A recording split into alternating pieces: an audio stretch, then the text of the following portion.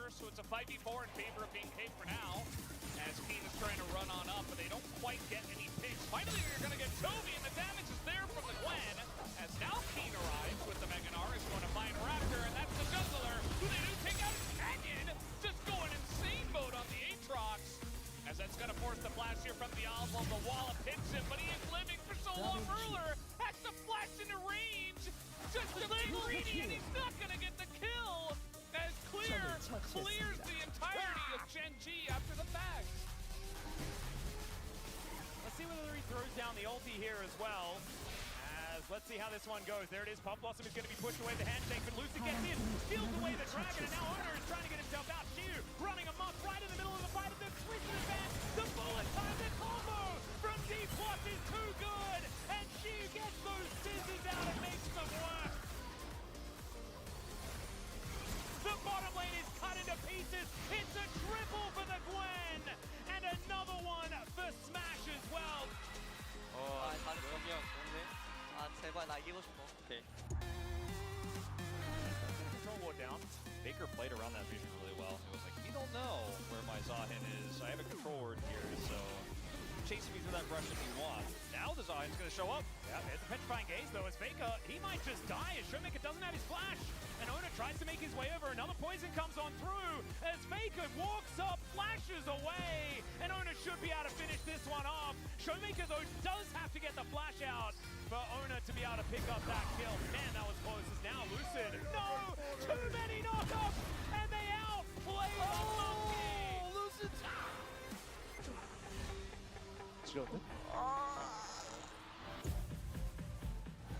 As alright, Dudu on a flank angle as well. Oh my goodness, is he going to do it again? That is the question. Let's see how safe Geo can be as he looks to try and turn it. Magnus Storm doesn't connect onto the Inara, but Dudu flashes for it. He just doesn't have enough. The rest of the team are not there as they take down Rich, but he's not the priority target. If Geo flashes into them, then it might work out, but he does get himself out of there. Dr. Arm doesn't find the fast bomb, and Willer is just walking at him, flashes over the top. Dr. Arm finally finds it though, as now Andal is fighting. She gets in! Yoshik finds the reset, goes into the GA, and Yukao. 이거 잡을 만한데? But he can go untargetable, so he eats it. The sidestep's not enough. The Cataclysm's down before you throw it, you just cue the Cataclysm, but because you queued before the Cataclysm was down, you know it came down after, you went for it. He's going to be pulled back once again. This time Duro does not have his flash, so can be in a bit of trouble here. He's going to hook into the wall once again. Duro is clean on this Nautilus, and he will live. 야, 빠졌어, 나 빠졌어. As now the hook comes back in, Kellen is dead. We got a TP here first from Keen, and now BK are just running for their lives. So much damage is being thrown down, and there's nowhere for BK to run or to hide. Flashes being thrown out here. Toby behind enemy lines, just the two of them, and even lands the bubble. It's beautiful for Toby to finish it off.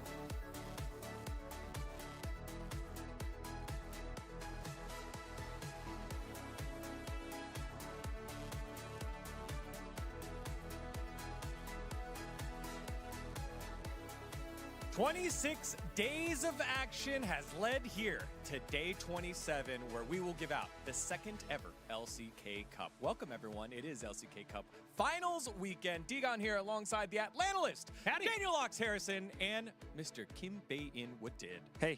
Yeah, we are here to break down Geng versus BNK Fearx. It is going to be a great matchup, one that people couldn't have predicted coming into the year.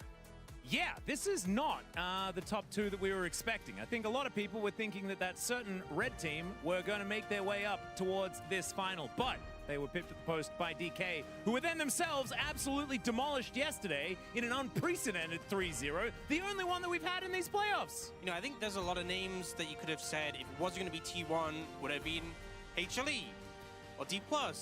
I think BNK Fearx pretty low on the list in terms of teams who expected to be here when we started the year, but they have really just gone from strength to strength up to this point.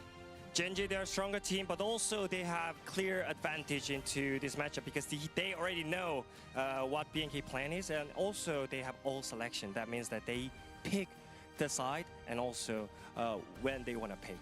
The right of everything selection, Degon. That's what it is. That's right.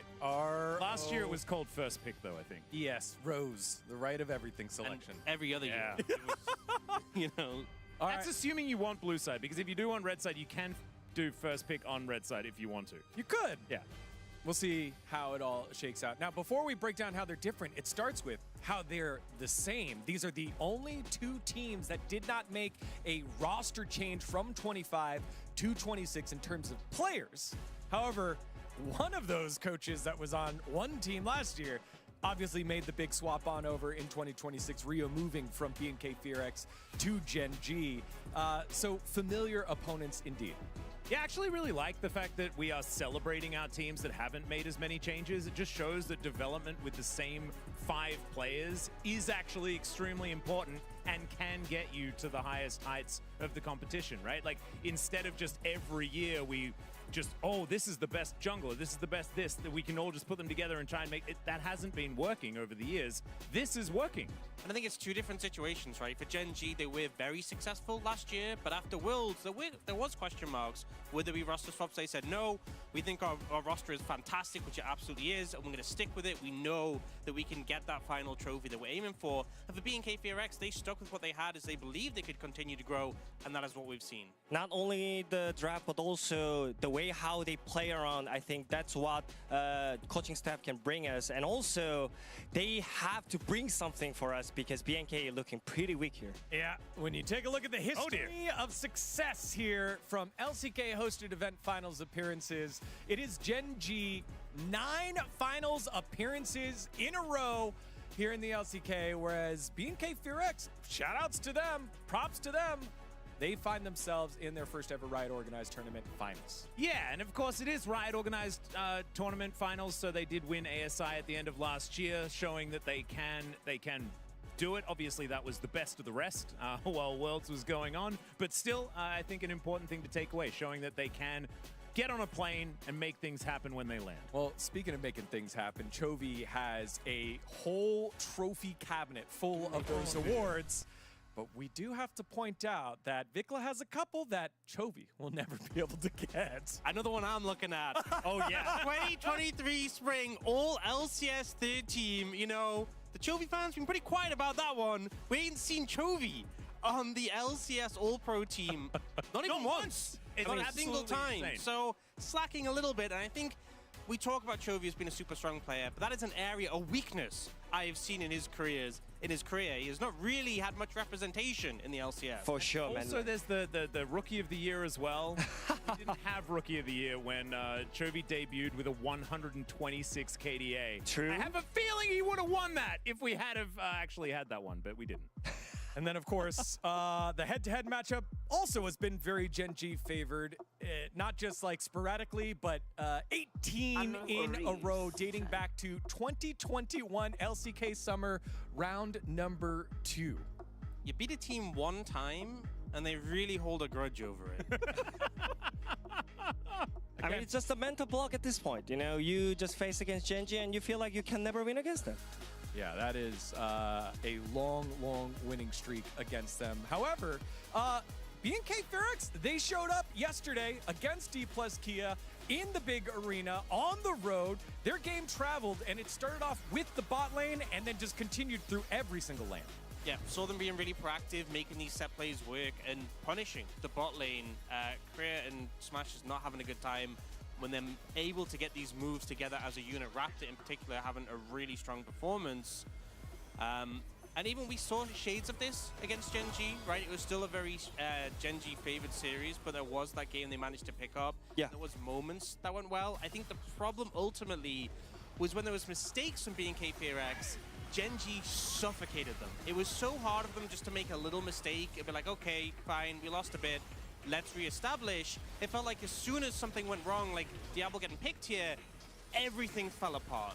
Yeah, I kind of link up with the draft as well, because I feel like when BNK play against Gen G, they try to pick something they can actually play with, but at the same time, it's kind of hard to execute it, you know. And also Gen G with Ryu, I feel like they're picking up so many easy tools to pull it off. So even though like it looks like a simple champion, but it gives a lot of pressure, freedom in the laning phase, and I think that's why Gen G seems a lot stronger even stronger than last year. And BNK finally picked up those kind of strategy from Gen G, and that's why they had some fresh ideas against DK. But when you look at the draft where they had against Gen G here, it looked pretty rough. You can see Azure, Karma. I mean, they won against it, but it was pretty rough. And also, Aphelios Thresh, we all know it's kind of really hard to pull it off. And also, they just had easier comp with Nidalee Nautilus, Renekton. We all know Gen G is good at it. So I feel like, again, it's all down to feel this draft, and you got to prepare for that, because it's especially BO5.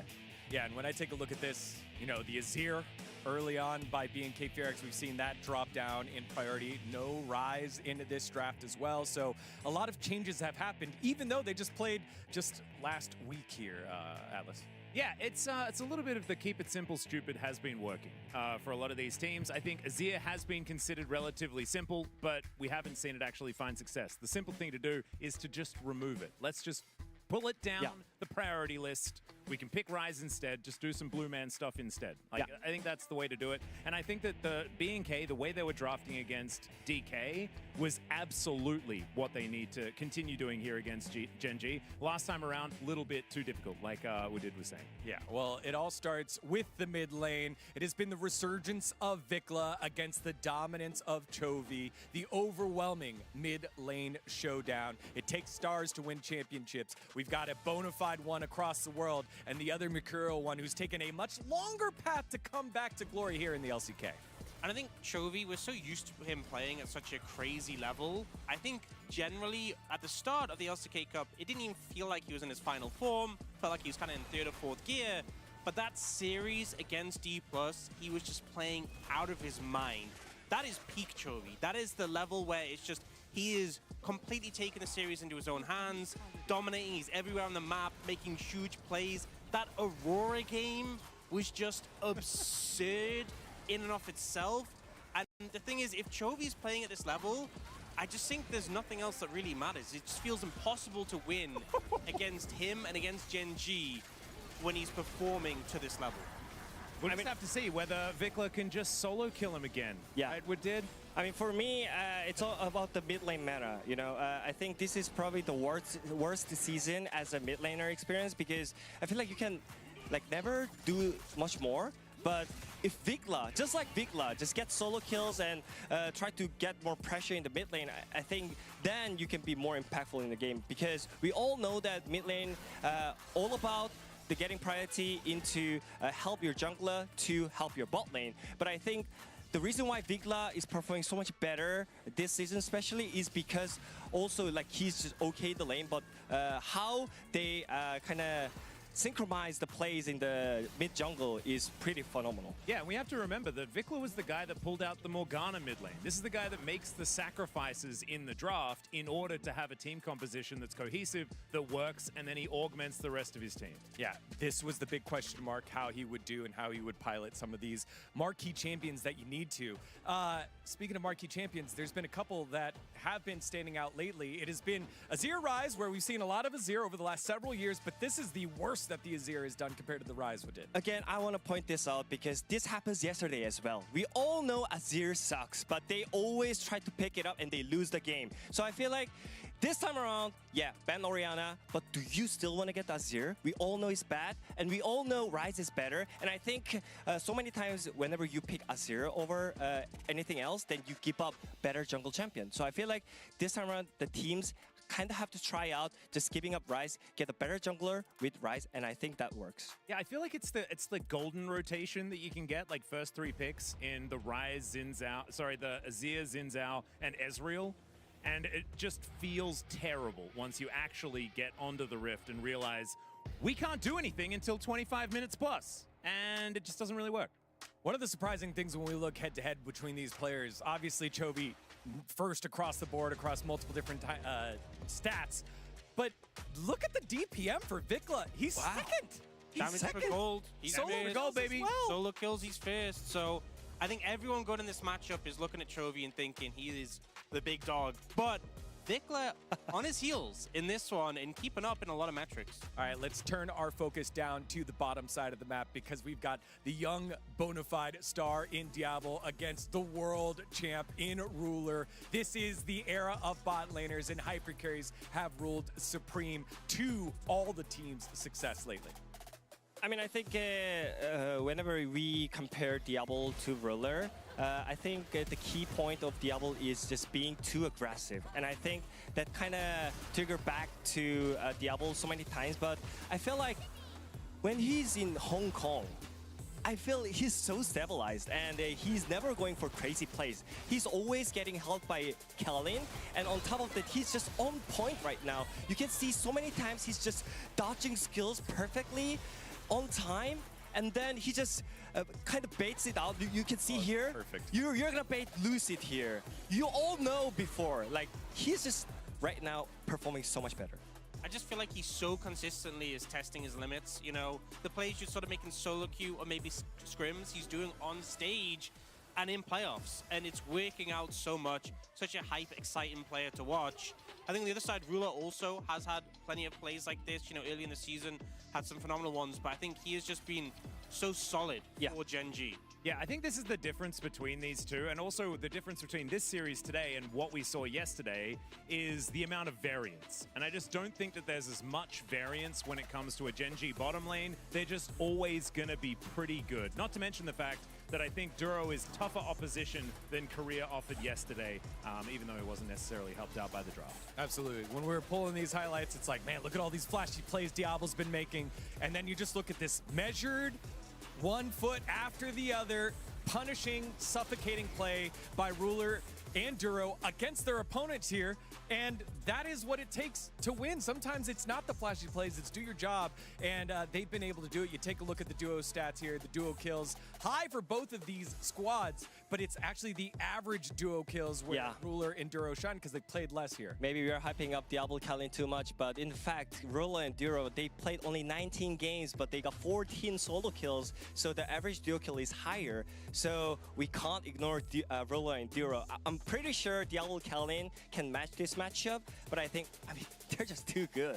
Yeah, and also we have to remember the fact that Kellin and Diablo also managed to get the highest in the league the end of last year as well. Like, this is a duo that have been taking names for quite some time now. We iterated it already at the very beginning of the day, the fact that both of these rosters have stayed the same, and we have seen that Diablo and Kellin are just moving to new heights, and maybe now is the time that they can actually get over the top. Yeah, absolutely. Speaking of top, let's move to the top lane where this might be I mean, a little bit tougher here for Clear. You know, we go through every single lane and there's like nice numbers, nice stats. Yeah. This one, Clear does a lot that maybe the stats don't capture. Yeah, and I may have been saying, like, this could be the time for the bottom lane to work out. You will see in the future my prediction, and that is closely related to this right here. I just don't see how B&K going to get past Keen. Keen is pretty good at everything, but especially on DPM. Just you know, he's higher than 9 mid lane players. The only one player who has better stat on DPM is Chovy. By 2! And 2! I mean, 2 by points. 2, right? So Chovy had 803 and he's 801. And they're in the same team, by the way. I think the major issue is when you're playing against Keen, you know, he can play tanks. He's so solid on tanks. He can play that role if needed for the team. But if you play a tank into him, he is so good at punishing. He'll pick a carry. He's played Rumble, the money printer build with first strike cashback, and just become a monster. It feels like you're never just going to have an easy time into him. On the other side, though, we have seen Clay bring out some interesting picks. Definitely someone who at least can, to an extent, match the wider pool of Keen. We saw that Rise flex to the top. Was a cool idea that BNK Fearx had against T1.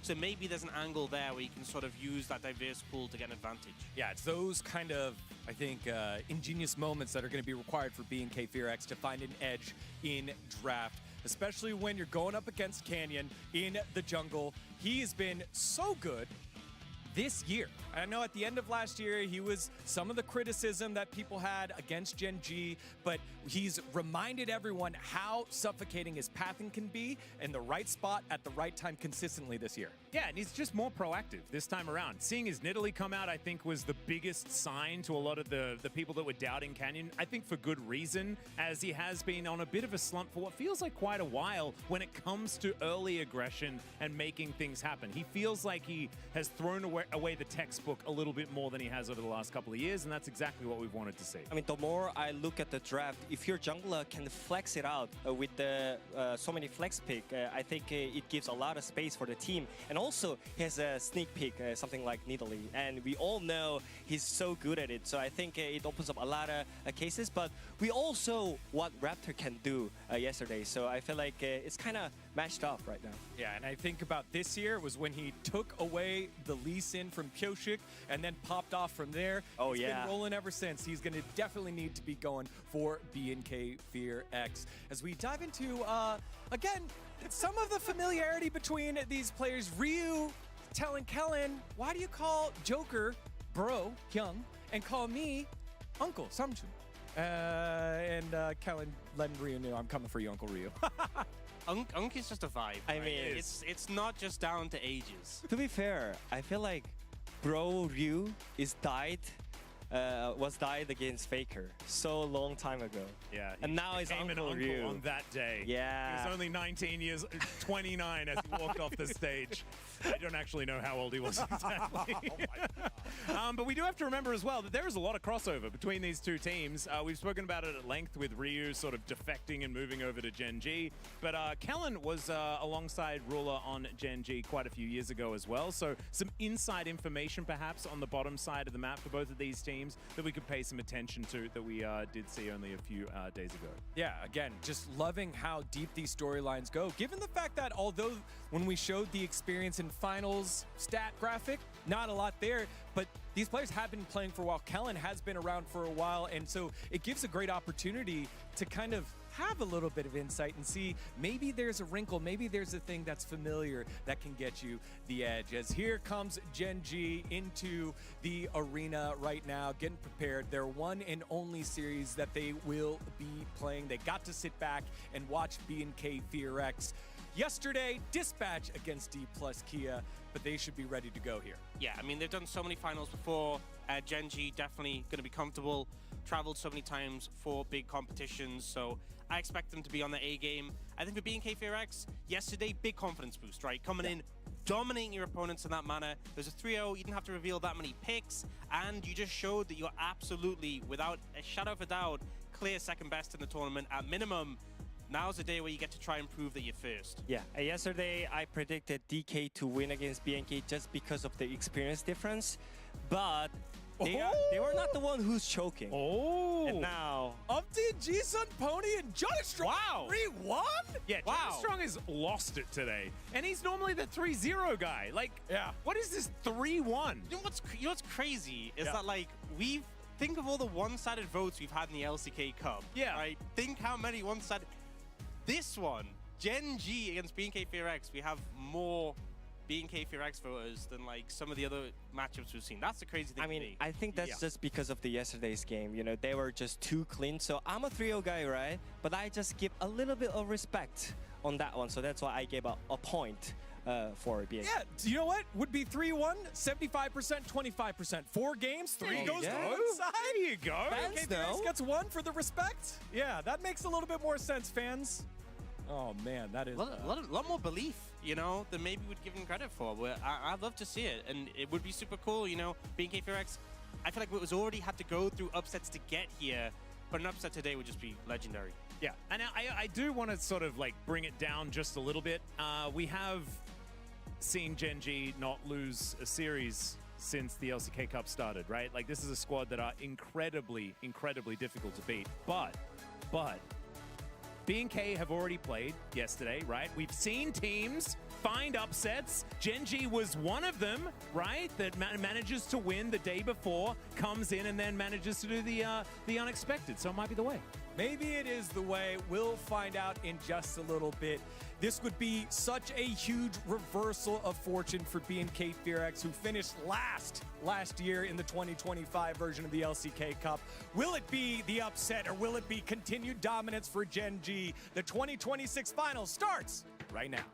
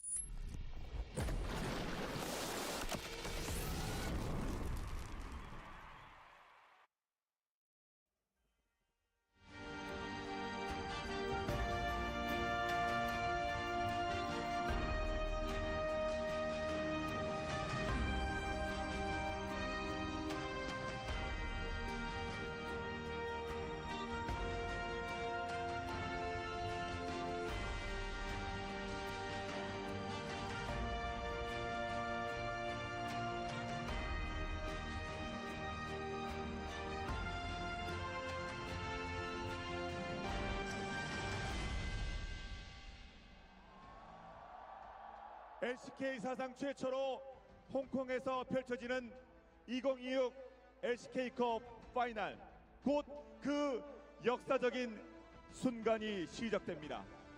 카이타가 아레나 이 많은 팬들 앞에서 영광스러운 챔피언이 탄생하는 거죠. 자, 이제 2026 LCK컵 파이널 인 홍콩, 그 결승 무대에서 맞붙을 오늘의 주인공들을 여러분께 소개해드리도록 하겠습니다. 먼저 숫자는 거짓말을 하지 않습니다. LCK컵 7전 전승, 지는 것을 잃어버린 지 오래된 그들이 이젠 패배라는 단어조차도 그들의 사전에서 지워버렸습니다. 여러분께서는 지금부터 롤씬의 절대 공포를 만나게 됩니다. LCK의 호랑이, LCK의 압도적 일황, LCK 조이콩 게 로프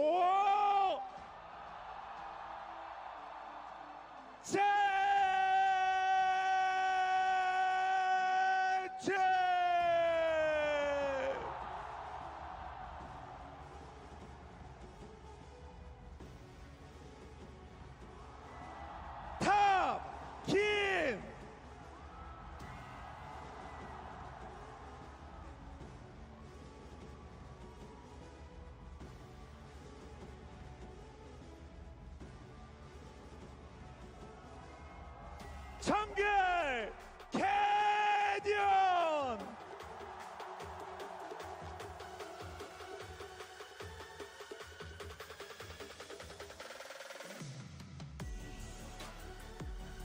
디드 쇼핑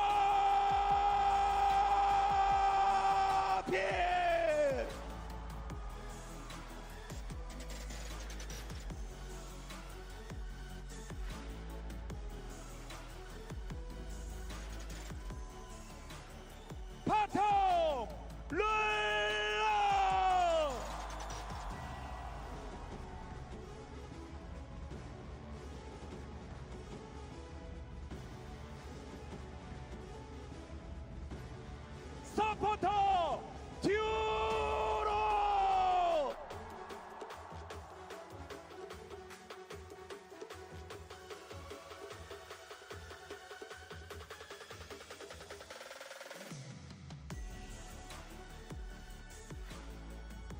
more time, please. 젠지.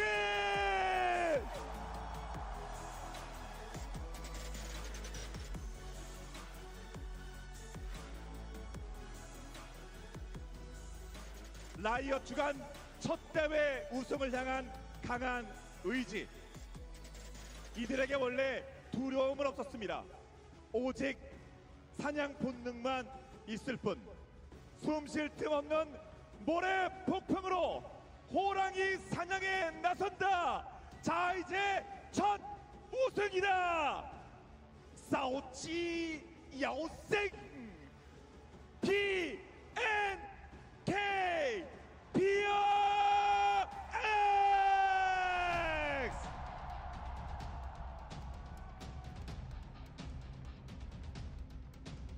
탑 클리어.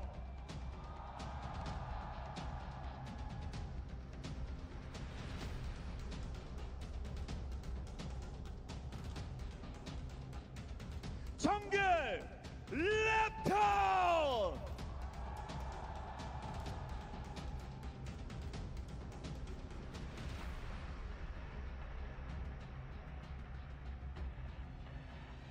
미드 픽라.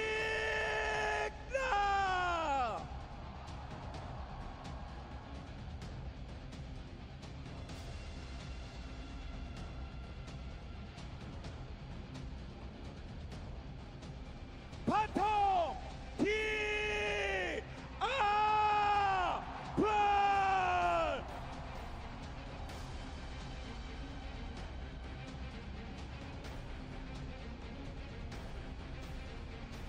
서포터 켈리.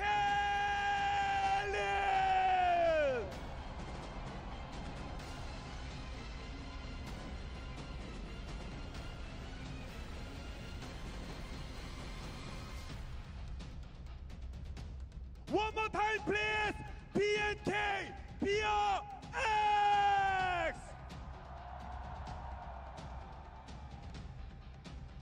젠지와 BNK Fearx, BNK Fearx와 젠지, 과연 어느 팀이 오늘 우승 트로피를 들어 올릴 수 있을지. Let the finals begin. 이가 쨍색 호이치. 2026 SK컵 대망의 결승전을 홍콩 카이타가르다를 가득 메운 팬 여러분의 뜨거운 파도 함성과 함께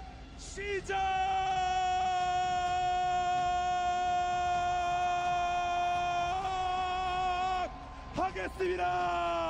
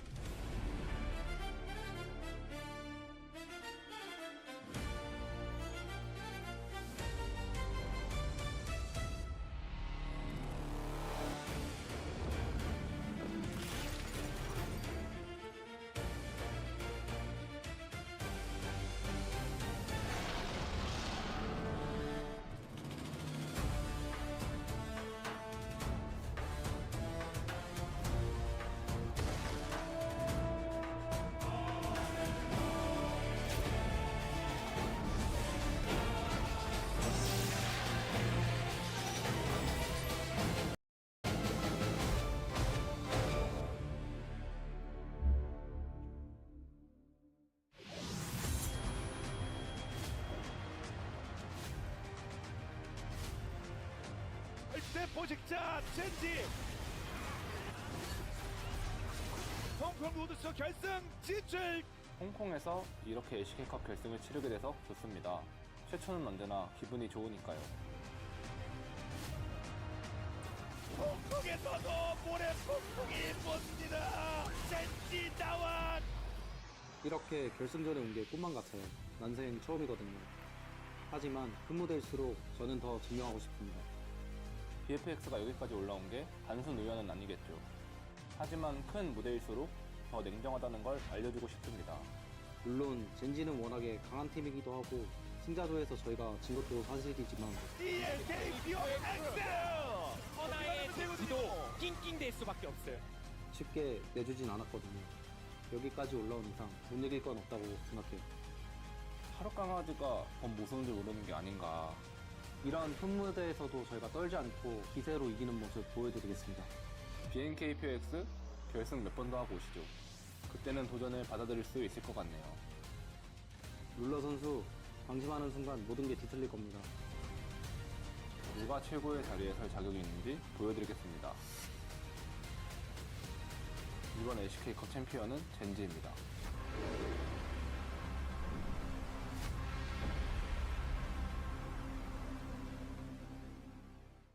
안녕하세요. 젠지의 주장 룰러 박대혁이라고 합니다.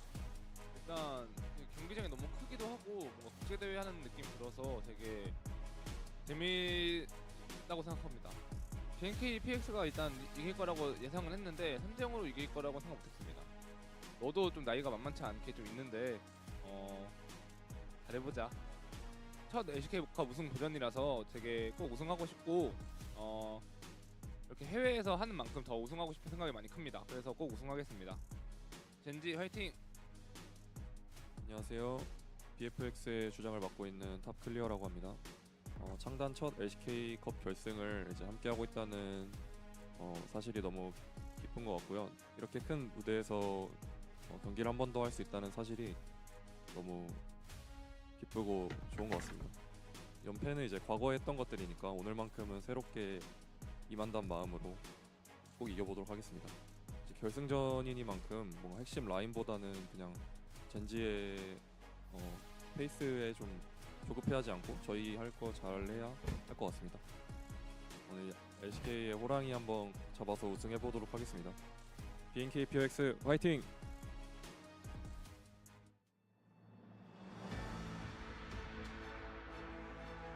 Greetings, ladies and gentlemen, and welcome back to the Kai-Tak Arena here in Hong Kong. It is the LCK Cup Grand Finals.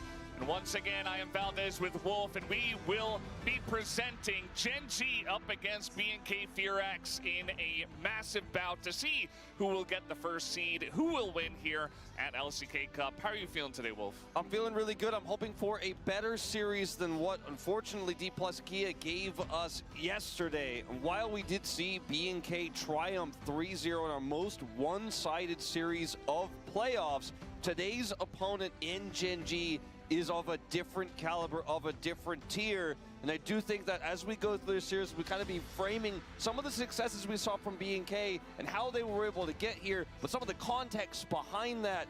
Gen.G will also have to prove that they have been able to adapt and evolve, because draft has been king in our final few playoff best of fives here. And that's a major part of why BNK now stand on this stage here in Hong Kong. There's a ton of fans here, just as it was yesterday, completely filled. A lot of those fans yesterday told us they were Gen.G fans. Today, it's definitely a Gen.G favored audience here. A lot of new fans for Diablo, though, after his performance yesterday. You have to think he had the second loudest cheers of any player, really, behind Chovy during the walkout. So exciting to see that kind of evolving here as well. Yeah, it's a lot of fun to see just how many fans we have of the LCK here abroad in Hong Kong as well. Just so many nice fans talking to us, and obviously very passionate about the LCK and the Korean players and stuff like that. So it really is heartwarming and awesome that we get an opportunity to be here in Hong Kong and present it, locally, which is really cool.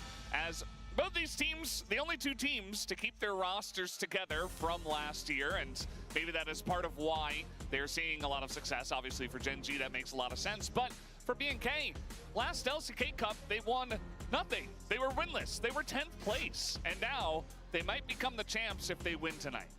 It's a very, rags to riches potentially storyline here for this squad. And last year was a team that before the LCK Cup started, most people had low expectations for. And then they were low, like expectations were broken, and that they did not take a single win. But at the end of last year, they were on the rise. And now we see at the beginning of this year here in 2026, this team is finding more success than people expected.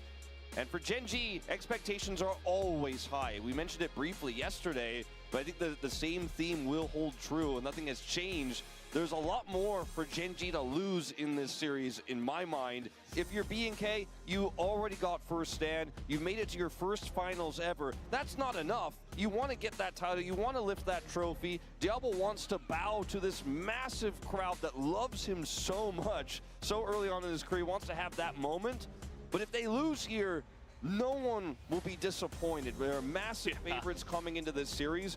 For Gen G, the constant struggles this organization has had internationally, way over their heads. Their performance at Worlds last year, they're trying to bounce back from that way over their heads because it's the same roster there as well. And while this is a domestic title they would pick up, it is being played overseas for the first time ever. So there's a lot of things that get into your headspace if you're one of these players. If you lose momentum, if suddenly B&K is getting the better draft reads, there is a world in my mind where I could feel B&K stealing this one away. But on paper, when you look at the stats, the numbers, the breakdown we had on the pre-show, the mid lane matchup, the top lane matchup, the soul lanes that are so critical, even the bottom lane, it just feels like this is just too much of an ask for any team. Doesn't matter if it was T1 here, we'd still be saying that Gen G were favorites. Gen G is just that team, especially at the LCK. And you guys may have noticed Gen G have right of all selection. That is their right because they're coming from the upper bracket after defeating B&K there in a 3-1 fashion. So they pick blue and they pick first pick. Not a big surprise. As we go back to the old days with that one, Yunara is going to be banned straight away. Definitely a good idea after what we saw yesterday from Diablo. I think just in general. Wise here in game one, especially, as I think for B&K, the Rumble and the Pantheon are definitely the two big ones you're looking at. And you have the considerations between the Varus and the Vi, as you are our second pick. So these are the standard ones you're going to be taking away. The Nico ban is certainly an interesting one here. So both the Yunara and the Nico are gone now by Gen G's hands. If they're not looking for a Varus themselves, they could ban it here as well. The Orianna, the Azir, we've talked about this so much. We'll take the Azir away from Vikla despite its really low win rate here and lack of success. So let's see, will we see the Varus for the Orianna? Yeah, and Rise, definitely something that a lot of our deskers have been saying over the last couple of days is super OP. One thing to consider here in this draft as well, and I think it wouldn't be shocking based on the playstyle of B&K, is that Lucian pick is still looming here. When the Yunara, the Nico are gone, that pick stocks go up quite heavily. So we'll see the Rise, not surprising to no one, expectedly locked in here first. So what will be the response? The Varus is available, the Cassiopeia is available here for Vikla if he wants to go for the more standard counter here. They can grab a jungle pick here with this Varus instead, like the Jarvan, which will then deny the Sivir pick here to counter in the bottom lane. We saw this exact rotation yesterday. Instead, they opt for the Pantheon, though, taking that away from the global mid lane of the Rise. And I think, you know, if you pick up Pantheon, you maybe just go for Taliyah. In this case, we saw a lot of Rise Taliyah going head-to-head, especially early on in LCK Cup, and Taliyah Pantheon is one of the best mid-jungle duos that we do have. Rise himself, extremely powerful. Even Rise Pantheon, also extremely powerful, so they didn't want to give that over. But it does mean now that Gen G have an opportunity to just go ahead and blind pick Gwen I'm early a on little in this surprised one. by that, to be honest. And they'll take the Jarvan themselves. To remove a Pantheon flex as well, I think in this scenario feels pretty good. As now I think that Sivir probably and Gwen, the wave clear is insane on this this composition, as well as its insane damage output later on. Spell shield great into Varus. The Taliyah you mentioned will be the consideration. I have to be honest with you though, Valdez. In a situation like this where you are playing into Rise and Gwen, I don't know if the global impact, even with these two, you know, the Pantheon Taliyah is going to be that high because you're not going to be able to control the side lanes to then play through them as well as you would like. Sure, the point and click stun for the Pantheon, the setup for the shove is absolutely there. You have Chains of Corruption as well. But when we think about the greater macro map, that's where I get a little bit more concerned. I think the bans here for B&K will likely be the Ezreal and the Sivir. Yeah, I think think that's definitely a good idea. I think especially when you're going up against Gen G, you have to always consider, you know, what your global composition is going to be able to do. So I think that's a really good point because Gen G, right now especially, definitely our best macro team here at the LCK. It's part of the reason why they are so good at winning, as obviously it's a pretty big part of the game. Karma going to be taken away, so no Varus Karma in this one. It's a really big hint that they're looking for a very strong scaling pick here, though, that will prefer to be able to get through this lane without too many hiccups. Could still be the Corki that Ruler has found so much success on, which works well with their draft and has a strong 2-item spike. I think this feels like it has to be a Sivir ban, though. Instead, with this, Gwen and the front line of the Jarvan, they're more concerned about the Jhin. A little bit surprised to see that, although I do think the Jhin works well here. Just a little bit tougher into the Pantheon in the Thalia if you lose map control.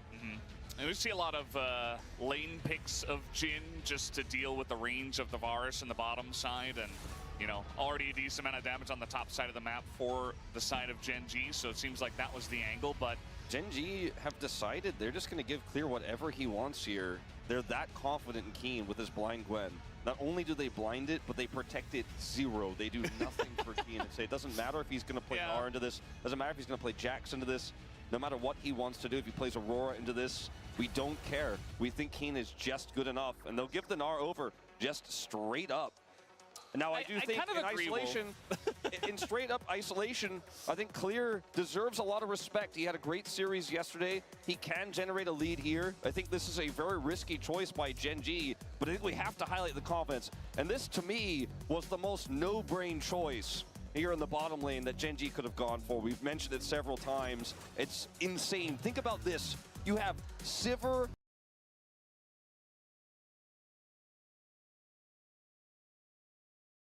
maybe just go for Thalia. In this case, we saw a lot of Ryze Thalia going head-to-head, especially early on in LCK Cup, and Thalia Pantheon is one of the best mid-jungle duos that we do have. Ryze himself, extremely powerful.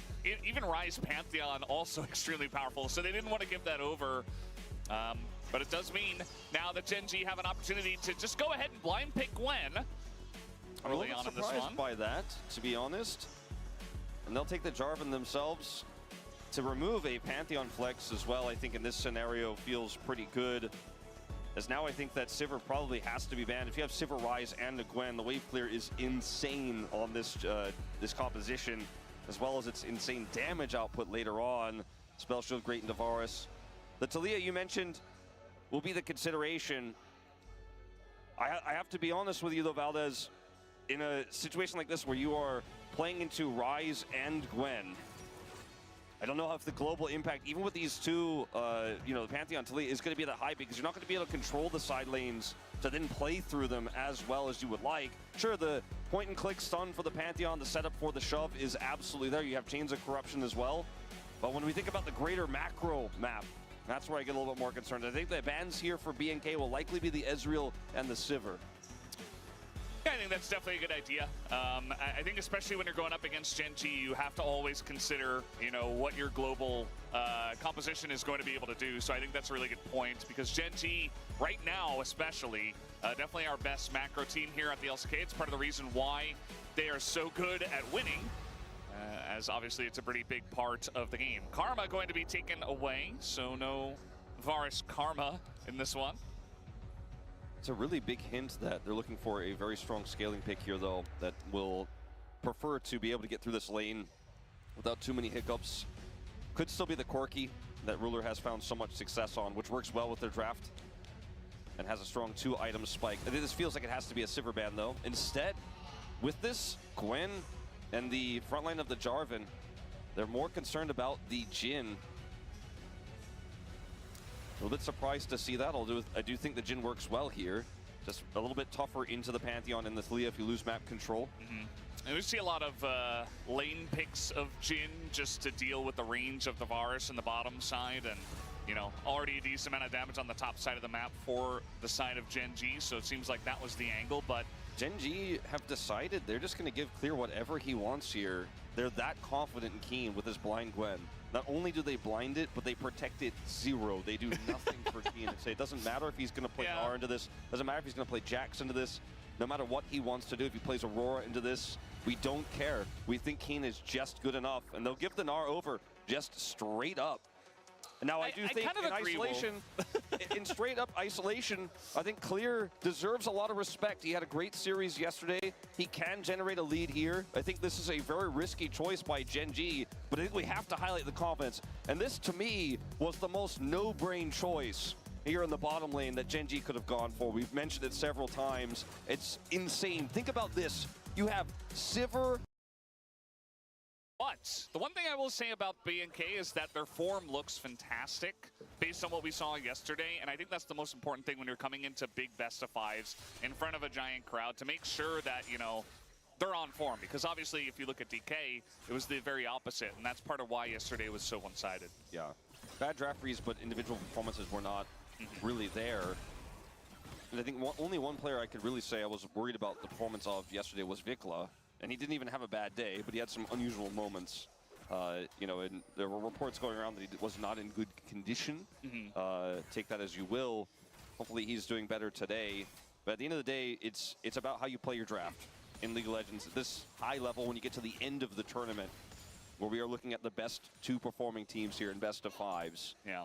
So sometimes form on the day can wash away all the stats, all of what we talked about before. The last year winless LCK Cup feels so far away here for BNK. They've never been this close to lifting a domestic title, and all it takes is 3 wins. We've had a relatively quiet early game here. Pryo going to the Sivir Bard lane, and otherwise things shaping up exactly as you would expect. We see Canyon is pathing down towards the bottom side of the jungle, though. Ruler just running through Rakan and saying, I am going to attack this Varus. Didn't exactly work out for him, but they are going to push the wave and back. Ruler mentioning how the later it gets in the tournament, the bigger the stage, the colder it gets. And he's going to show BNK and Diablo what it's like to feel that, really highlighting their lack of experience. But here comes the Jarvan. And now we got Diablo in a lot of trouble, and the flash forward from Canyon picks up the first blood just like that. They were prepared for this possibility. They had the ward. Kellen misses the knockup, and the flash comes through from Canyon, and that is that. The punish of the punish. They thought they were going to get the punish there on the overextension of Ruler, try to deny his backs, and instead it's Canyon who comes over here and picks up first blood for Gen G. It's not the first time we've seen this guy take an early trip to the bottom lane on the Jarvan and pick up a big W. We'll watch this one again in a moment. But that ward was so valuable for BNK. They did their due diligence. Yeah. But sadly, it is just not enough. Yeah, I mean, the timing was actually perfect here. Look at Canyon. The ward that they have. They push forward. They know they have that vision. Canyon waits, like you said, the timing is perfect. He sees his angle. He's like, okay, they're too far up. And then this here from Kellen, if he hits this knockup, then obviously there's a lot more play here. But it's flashed by Canyon. He gets the kill. And meanwhile, Vikla, who is teleportless, is ghosting back to lane with a few minions. It's just a really good read from Canyon that he knows, you know, if he cannot get knocked up, it's a free kill. And so he just expends his flash in the perfect timing to make sure he does get away. We've seen a lot of the top lane, you know, trying to see if Clear can actually push this Gwen out of the lane. The blind Gwen that was picked early and not even banned for, not protected at all. I'm also very curious to see what's going to happen here in the top lane, as we do have level 6 hit by Clear, but no kill pressure just yet, as Keen also hits 6. Yeah, they're just pressing all of his buttons to try to get the best trade here possible. The bottom side of the map, a lot of Pryo actually going over to BNK, and Vikla does have mid control. So they're going to look to scrap for it, though, Gen G. We'll see if the Weaver's Wall can be placed here to deny. Yeah, I mean, you definitely can come in here, as Kellen going to try to engage Canyon, trying to get into the pit, and he will. It will come down to just a flip, and it goes to Canyon on top of the kill on a Raptor, and Diablo nowhere to go. He is going to flash the wall and immediately die, and Gen G is already rolling BNK in this first game. So we do see Kellen flash away just to eventually die to Ruler, who picks up the kill, and it's already almost 2,000 gold and the dragon to Gen G. Not a single player outside of Clear for BNK has flash after that fight as well. Everyone expending their flashes. Chovy has to follow flash over the wall to get the kill onto Diablo. But I think when you're playing a lethal tempo Varus in this game, which you did go for, we didn't mention that earlier, I think is actually the right call. Much better than the lethality for how this draft is going to play out. That's a huge flash to lose. As Raptor goes in here, Canyon is just so mobile. He's able to buffer the stun, and everyone tries to collapse onto him. Not only are they unable to burst him down, but he secures the smite.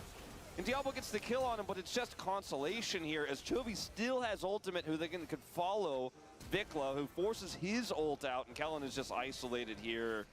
Ruler picks up the kill.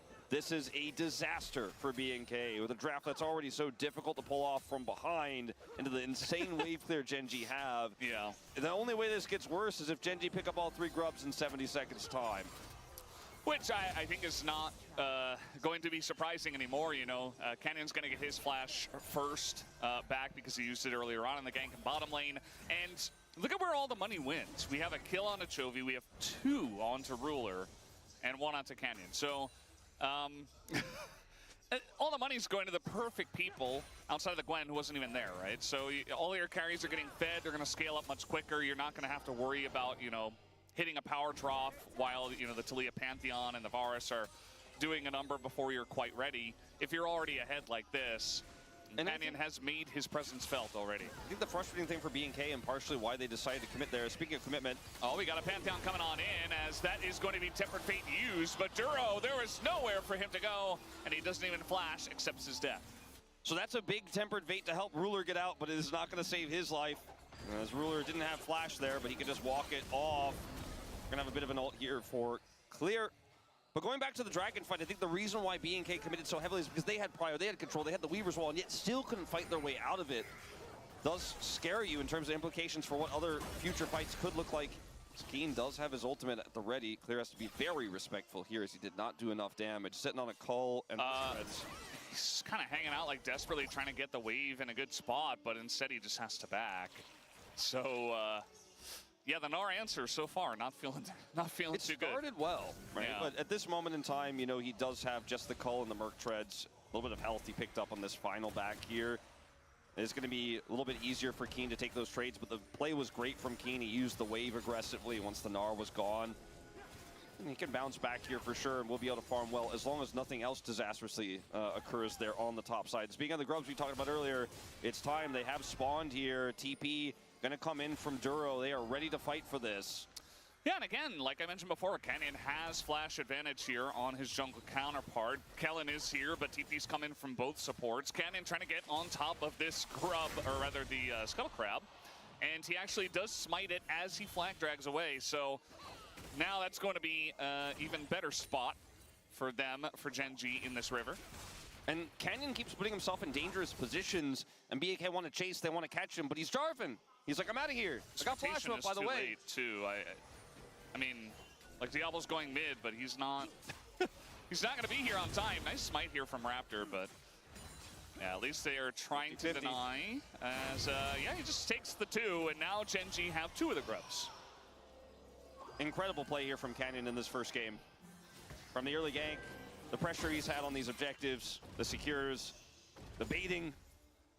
It has been a master class. And that was one of the big matchups that we were most excited for. And even yesterday, Raptor versus Lucid, we thought was going to potentially be a deciding factor. Raptor picked up player of the match. But so far, Canyon is definitely getting the better of this Pantheon in this draft with the Jarvan pick. And with the leads we have now everywhere on the map here for Gen G, they're poised to potentially set up for second Dragon here, because that wave clear, it's already going to start hitting. All right. See if Keen gets potentially caught. Yeah, not on vision here is Raptor. No Mega Gnar though, so maybe gonna wait for that. No, just gonna hop on forward and look to bait him into this fight as the needles will come out. Flash forward from Raptor, just trying to burst him down, and the shield comes up right at the perfect time. Clear secures the kill. And Keen, I think, did not react right away when he saw the hop come through. He was like, this seems like a bait. I don't believe this. I don't trust this. But in fact, Raptor was there. Didn't have to use his ultimate either.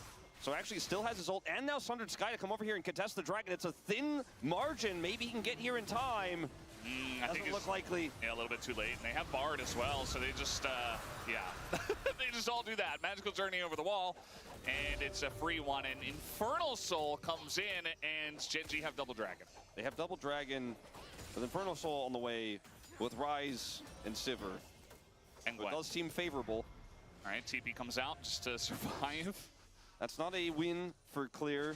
It's less of a loss. He will be able to escape at least. And it does feel like Canyon is Jack Sparrow in this game with how BNK are trying to punish him, trying to catch him, trying to make sure this Jarvan can't get out. He just gets out every time with the exception of the death in the bottom lane, which was absolutely worth it. And what BNK get exchange is a residual Scuttle Crab. Yeah. Bit of a consolation prize, it feels like.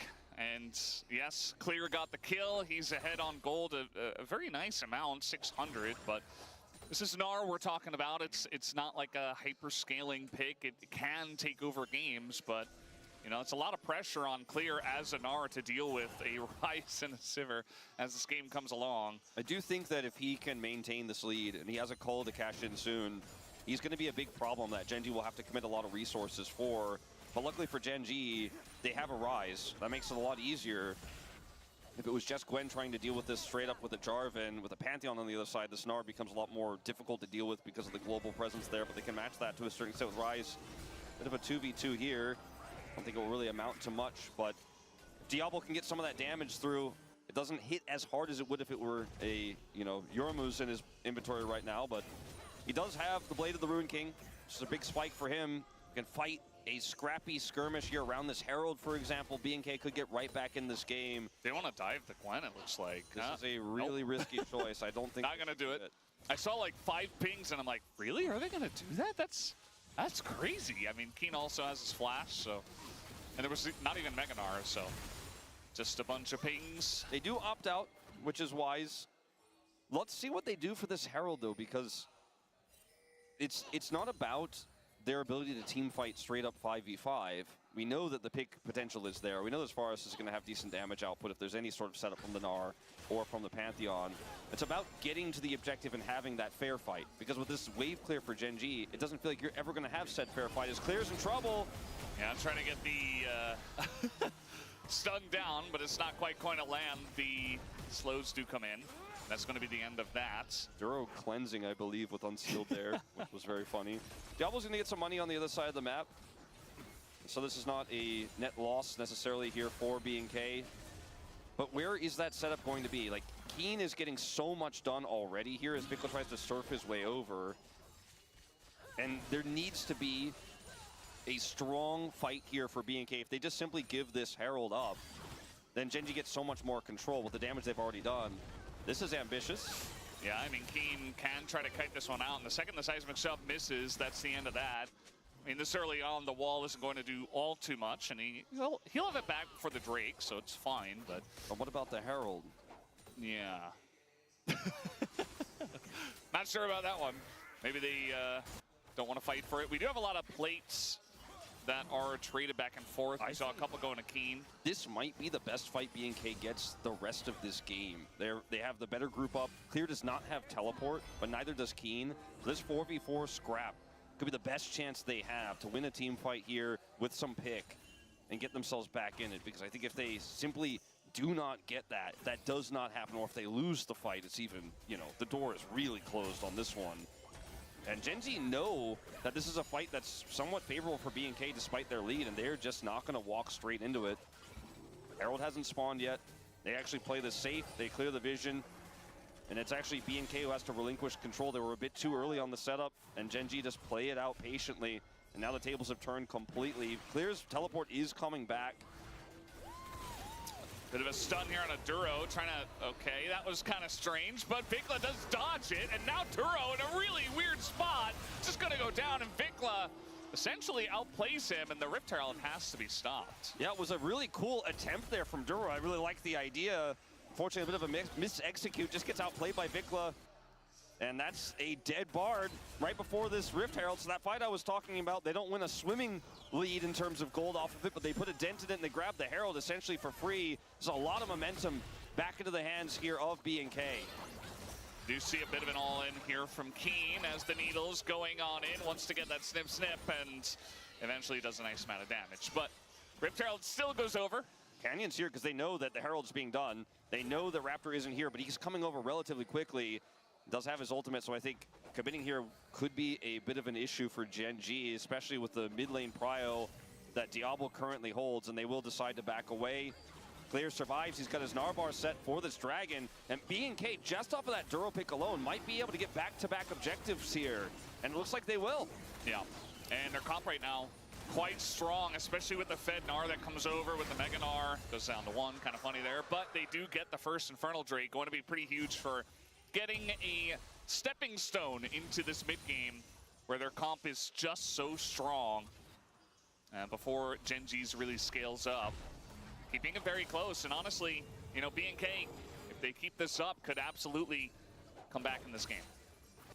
The truth, Valdez, for me, how I feel about this game is, I mean, obviously this was the, you know, magical journey attempt to try to link up, and then obviously Chovy comes through and they get the pick on the Vikla, but he does avoid the Tempered Fate. Duro gets hit by it, and it's a very funny situation for the fans watching, and unfortunately this is a big win for B&K, but that leads to Herald, that leads to Dragon.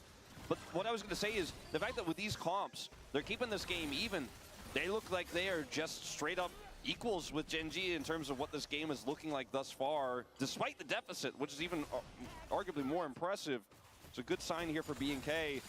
Let's see what happens, though, as we move forward further and further into this game. Like you said, with a scaling draft that you and I vastly prefer here for Gen G. As we are going to see a group up top side here. Raptor does have his ult.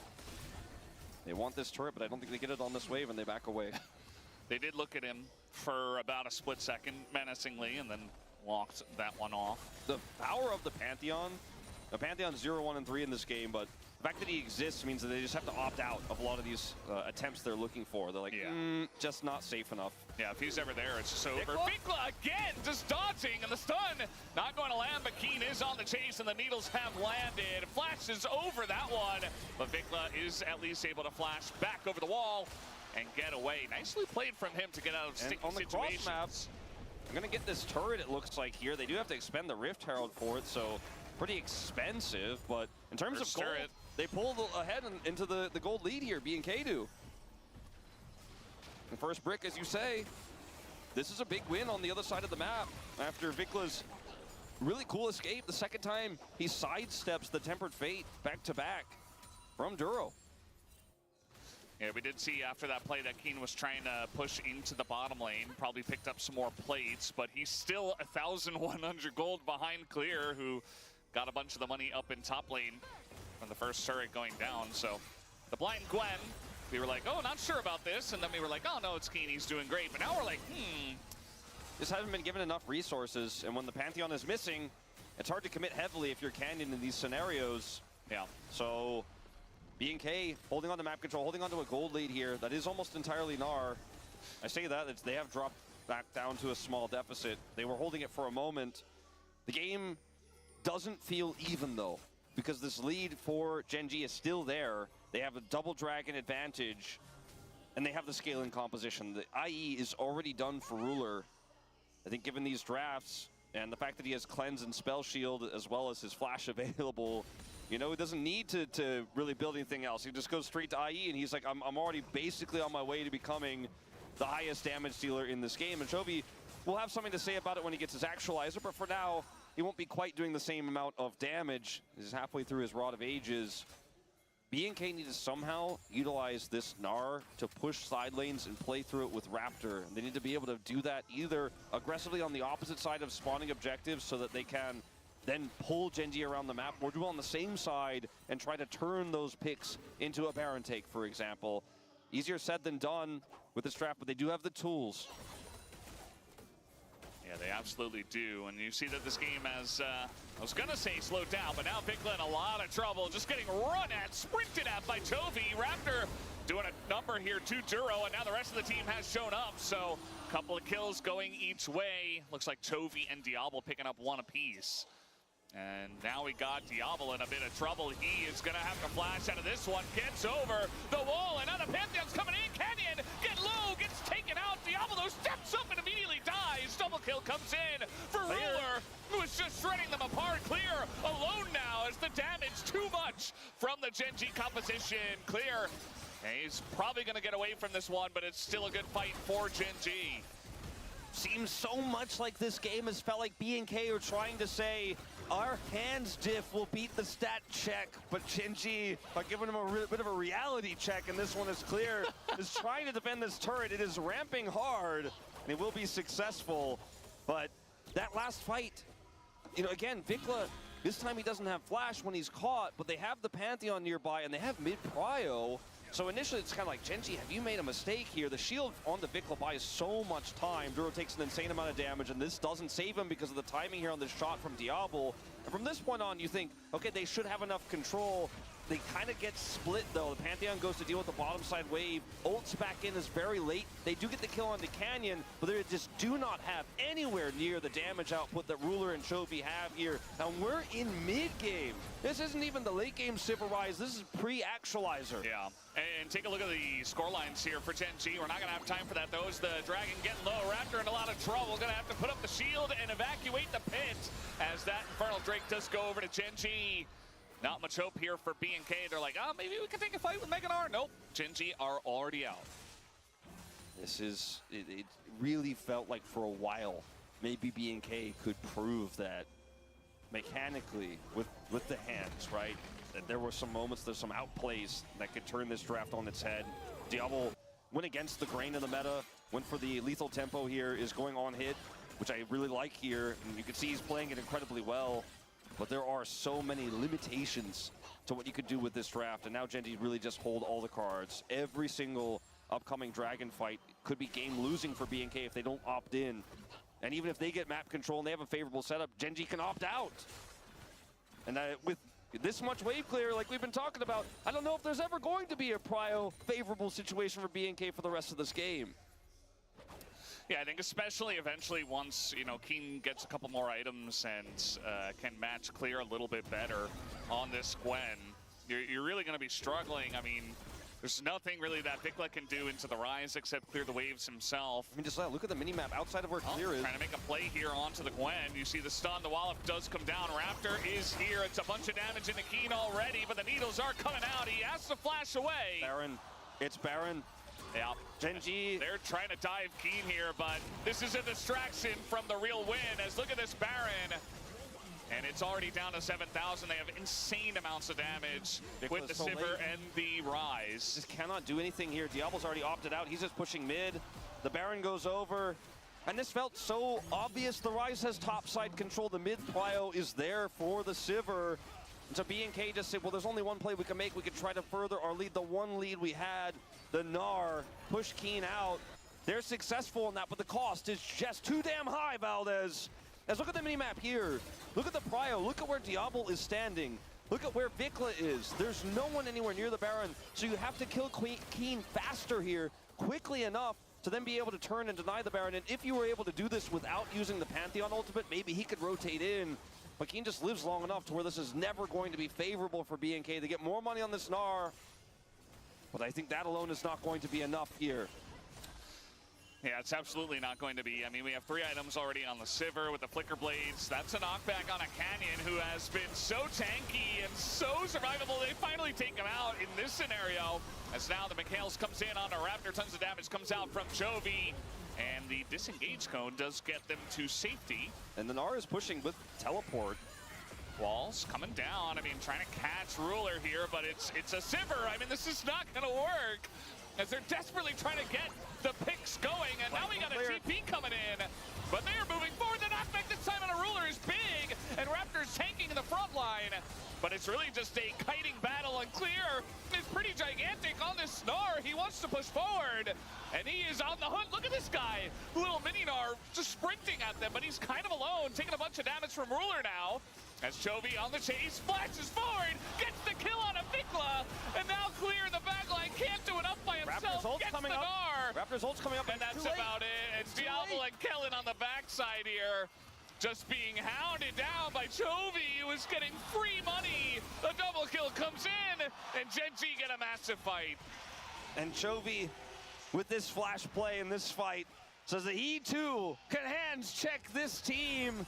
BNK had their angle, they had their moment. They commit to the Gnar play. They don't sit him in sides. They know that if they just let Genji play through this Baron, they are just never going to be able to have an even or fair trade. So they go for the all-in fight. The Hail Mary But Genji do not fall apart. They respond well. When you look at this fight, this setup here on the Canyon, he's caught instantly, and there isn't a big response initially from Genji, but finally Chovy comes through. Look at where Clear is on the minimap. He could have opted to then just say, all right, look, we trade here, we're gonna push that turret, I'm gonna get a bunch of money, I'm already ahead. Instead, they think that Genji are split enough. With the Rise on the right side there and the Weaver's Wall, they can burst Ruler down, but he's Sivir. He's basically full health after their Gambit. Look at the health of Vikla and Raptor. Keen is so big, even with the deficit over the Narv, he can do so much alone to buy space for Ruler. Ruler's low health now. We can just clear this wave and not care. And live, we are gonna have a bit of a scuffle here once again. But Chovy's play in this fight here is Clean, or rather Clear, chases the right side as really the backbreaker. Flashes in, gets the root onto Vikla, has the arm guard. He's had it for a while this game, but hasn't had any reason to use it. And it gets insane value here. The Nars eventually kite it down, and that's the end of this story. For me, it's the Q flash extension from Chovy. That's insane. They're trying to get the charm on Akeem. But look at Diablo. He's just dead. He's already dead. They had to try to fight for the Infernal. And this is what it looks like when you try. At this point in the game against Genji, they will massacre you. Double kill goes the way of Keen. And I think it's all done but the crying here in game number 1, Wolf. Genji just too far ahead. Chovy nearly legendary. Not a single death on this guy. And 5-0 and 6 for Ruler as they push to try to end game 1. Maybe the Gwen that they gave no draft resources to got countered by the Gnar, but it just doesn't matter when you have triple threats. 2 of the 3 deathless until this very moment. They are going to do way too much damage. We were worried about the wave, we were worried about the scaling damage, but this game didn't even crack 30 minutes, and Genji taking a decisive first win in this series. If you're a Genji fan and you know on paper they are the better team, this is exactly what you wanted to see in game 1.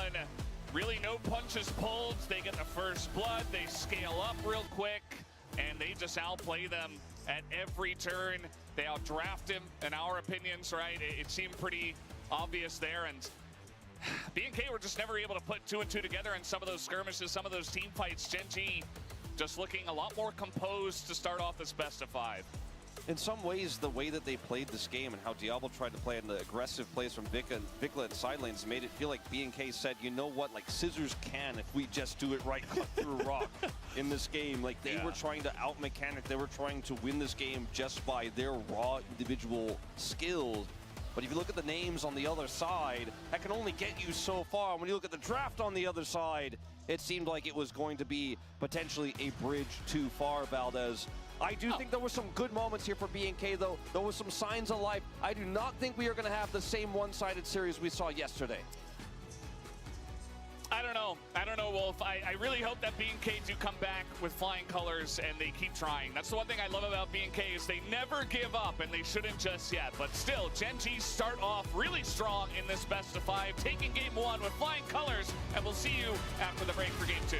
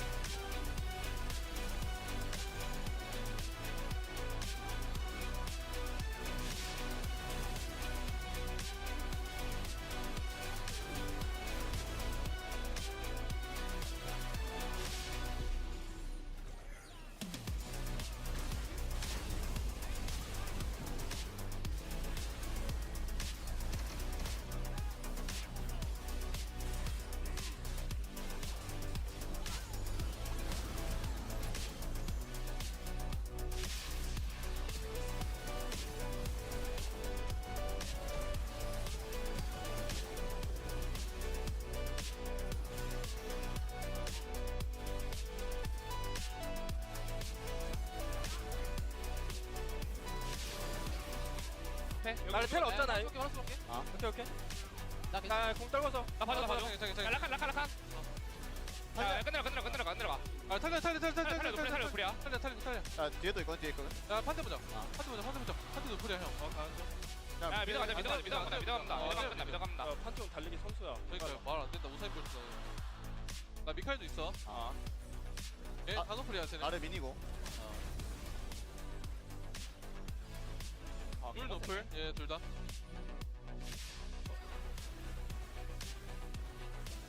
타워 쳐도 돼. 한테도 없어. 미카엘 좋은데? 아, 내가 나 그냥 타워 칠게. 다 치면 끝나. 나이스요. 네, 다들 젠드.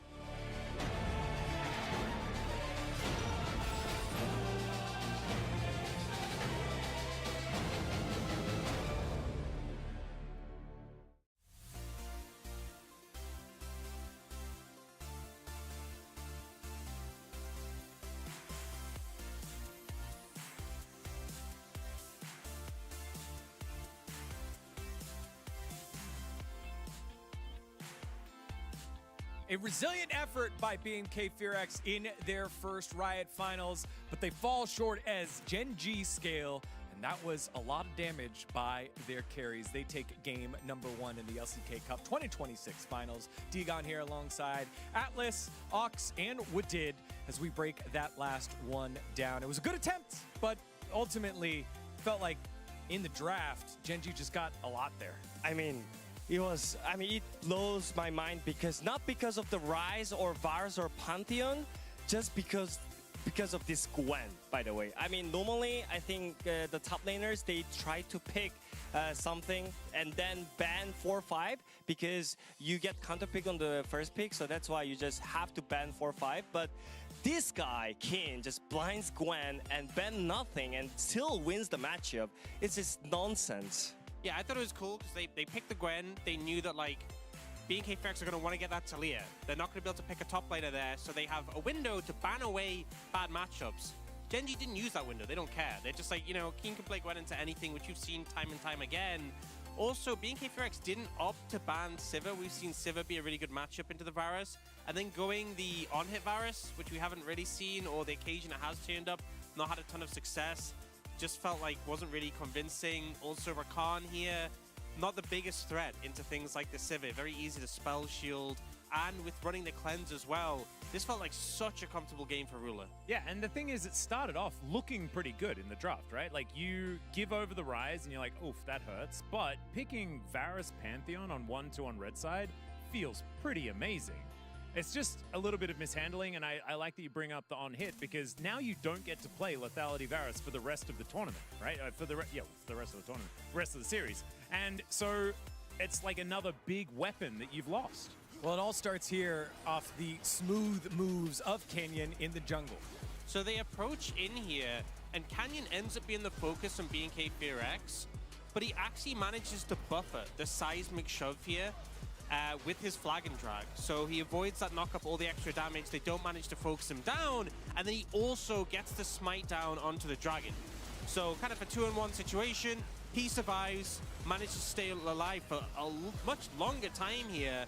And you can see BNK Fearx still trying to finish off Canyon, ended up investing so many resources into taking him down. They lost the dragon and they lost the fight. So yeah, the whole point of playing Pantheon, Talia, Rakan all together is just one-shotting the first target, but Canyon just plays perfectly right there and soaks all the damage. That kind of helps Gen G right there to win the Drake fight. Yeah, and again, that wasn't the only time Canyon was moving smooth around the map. He was really just in control, going from objective to objective and seeing what we've seen throughout this year of like being at the right place at the right time and getting away with some crazy stuff. Just saying, like, in theory, you can do this, but, like, he's just pulling it up every single time, and that doesn't make sense, Like, I'm pretty sure, like, Canyon, previously, before the draft, if they pick Pantheon, just give me Jarvan, I can just do this, and he pulls it off, and this is quite amazing. I feel like this is just going to get into your head as well if you're a Raptor for him just to continue to... So it's one grub each now, and he just comes back in after that. He actually gets that last grub as well, slides away on it, but it just feels like he's rubbing it in at that point. Every flag and drag, I feel like he buffed something. It's like every single time he presses EQ, it's just he gets extra value. It's kind of ludicrous. And I think this is a great testament to the Canyon that we wanted to see today instead of the one that we saw sitting back a little bit more. Like, they could have picked Zin's out here. Like, Zin Gwen has been a combination we've seen quite a lot, but instead he's like, no, I want to do stuff. And he did it. Yeah, it reminds me of the performance last year of Duro on the Nautilus, where he was just constantly canceling things out with the hook. I think now the pressure was on. Canyon showed up here in game number 1. However, despite those early moves, BNK Fearx, they were resilient and found ways back into the game with a pick here onto Canyon. So they finally get him, show him what their comp wants to do, burst down that primary target. But Gen G, despite the fact that they've lost Canyon and didn't have a huge goalie at this point, feel confident to take this fight. The comp has really come online in this position. It's BNK Fearx who see Ruler isolate and think, hey, we can challenge, but they don't really find the angle. And it just starts to go from bad to worse for BNK Fearx. They teleport the Gnar in. They think this is a winning angle. They do get the flash from Ruler, but then it starts to get messy. I mean, just look at management of the range and using Bard Portal to dodge the Talia skills, and just look at how Genji players plays here. Like they just know the range and the limits, and that's why they're just pushing in. Chovy flashes in, and Zhonya's in the correct timing, and this is just so pleasure to watch. Yeah, and the Gnar ultimate missing there on the tower was so unfortunate there for Clear. And the health bar's getting so low. And this is reminiscent of the last time these two teams played when, you know, BNK Fearx trying to bite off a bit more than they can chew, and then suddenly everyone on the team is dead. And the game is just firmly over from that point onwards. I have one highlight. I know we normally do just 3. Can we do one more? We can do one more. All right, can we bring up just like one more highlight? Because this one's really, really cool. It really does show some really important information. Let's bring it up right now. Look at the health bar of that dragon, right? Canyon. Can we get the extra zoom in? Gets on in, gets the knock up onto Raptor, gets him to leave, and now turns back to the Drake. Now watch the number. Pay attention. 1999. Mm-hmm. Good year. And 1400 on the dot. Oh my God. The dot. Is that not the cleanest smite we have ever seen? Yes, that number was around for a little bit longer than it possibly could have been. If it was like a split millisecond, maybe that's better. However, that's the best one I've ever seen. I think he might have just been captivated himself. Yeah. He looked at it, he looked at the bar and said, they're the same number. And then just pressed the button. He actually got to glance at the right man. So he was like, oh, wow, look at that. It lines up. He's so good. He was like, we don't have anywhere else to go if I smite this right away, so we'll leave that one for next Beautiful. time. It is 1-0 for Gen G, 2 wins away from the LCK Cup, their first ever. Let's see if they're able to do it with game number 2. Thank you, Spacers. As we are getting ready for game number 2, indeed, tons of Gen G fans have swarmed here at Kai Tak Arena in Hong Kong, and they liked what they saw in game 1. Chovy was pressing the buttons so well in that game, Wolf. Looks like, you know, BNK's form, fantastic from yesterday. Looked pretty good in game 1 rather, but Gen G are just on another level. They are. And I want to see a different style of draft here for BNK. They're opting for first pick. Still early in the series in game 2 now. See what they want to go for. The Pantheon is removed now, though, so there's a little bit more flexibility on bans here for the Gen G side, with second pick on their side of things. LCK Cup trophy looming here. It's on the center of the stage, right in front of this massive audience. With the first trophy BNK lift, if they can do it here tonight. With a bit of a rough start in this series thus far. First pick is theirs. They'll take away the Aurora, interestingly, right off the bat. Yeah. With Gnar gone, Clear's Renekton stocks go up quite significantly. I don't know if that's first pickable in this scenario, but something to consider here for sure. Yeah, Aurora always a good ban against Gen G as well because Keen plays it so often, and obviously it can be flexed between mid and top. So just a good idea, but could mean that he plays something that's melee that he doesn't want to have to deal with Keen's Aurora eventually. Also going to ban away the Vi, even after the Rumble ban. Still not willing to let that one go over. I'm now wondering if Diablo is interested in a first pick Yunara here in this second game. Karma is taken away again, as that does really shoot the Lulu stocks priority there through the roof in this scenario in game 2. If they don't ban the Yunara, I think they're hoping to pick it here, or at least force a ban from Gen G. A lot of thought going into this one. The Orianna, obviously a really strong contender for that first pick position as well. This moment in time with Nocturne also available. Don't want to give that over to Gen G when they have 2 picks. As they will ban the Nautilus. I think they want that Yunara first pick. Yeah, it appears so. But now you just leave Orianna up, and Chovy says, okay, are you really going to give me Orianna?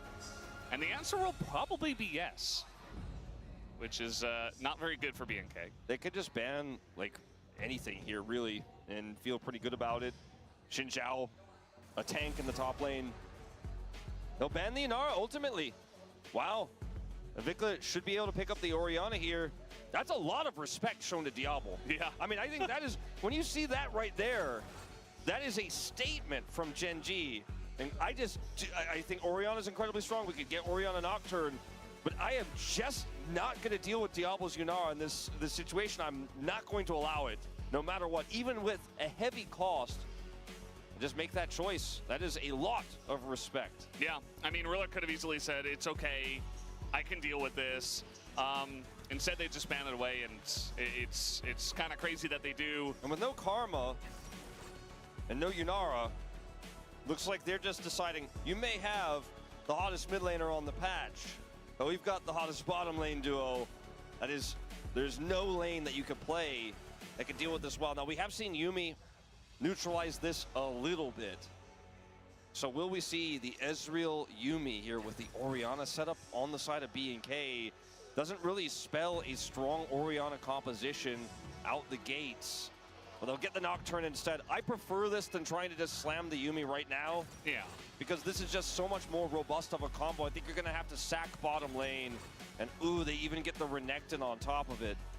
I think they didn't fall into the trap that a lot of other teams would have in this rotation. Yeah, it's pretty interesting. I mean, now obviously mid-jungle very strong for the side of B&K, but bottom lane is just incredible for Gen G. And, you know, Chovy's going to put a lot of thought into what he wants to play here. It has to be something that can somewhat survive against this, and he's considering the Galio. It could also just go for Mundo and look for something else later on. Instead, they will grab the Galio. Really strong. Any sort of frontliner that can take a lot of hits is always going to feel great when you have the Seraphine Ashe. You can set up any sort of CC like taunt, the arrow comes through. And then if you can get a taunt to set up the encore, that's amazing. But just your body alone will extend the range of the ultimate. The Nico will get banned away here. One of the only ranged champions left that could potentially help a lane go toe-to-toe with this Ashe Seraphine. And I expect we'll probably just see a Yuumi ban in that final spot as well. What else they would like to take away?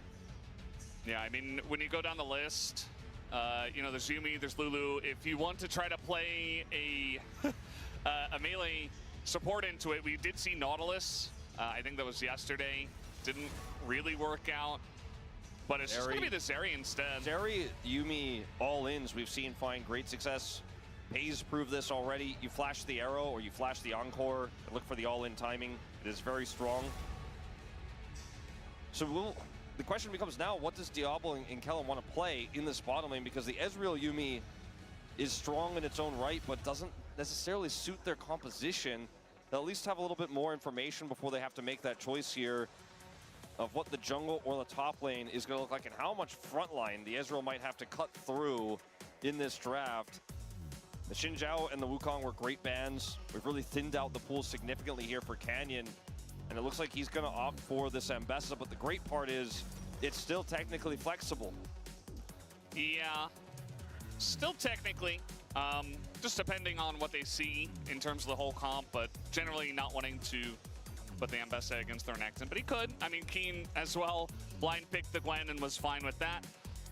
So let's see what we see in the bot lane. Ezreal Yuumi, some sort of Lucian lane sounds almost suicidal. Going for the Kalista into Ashe Seraphine is one of the boldest choices I think you could ever make. Yeah.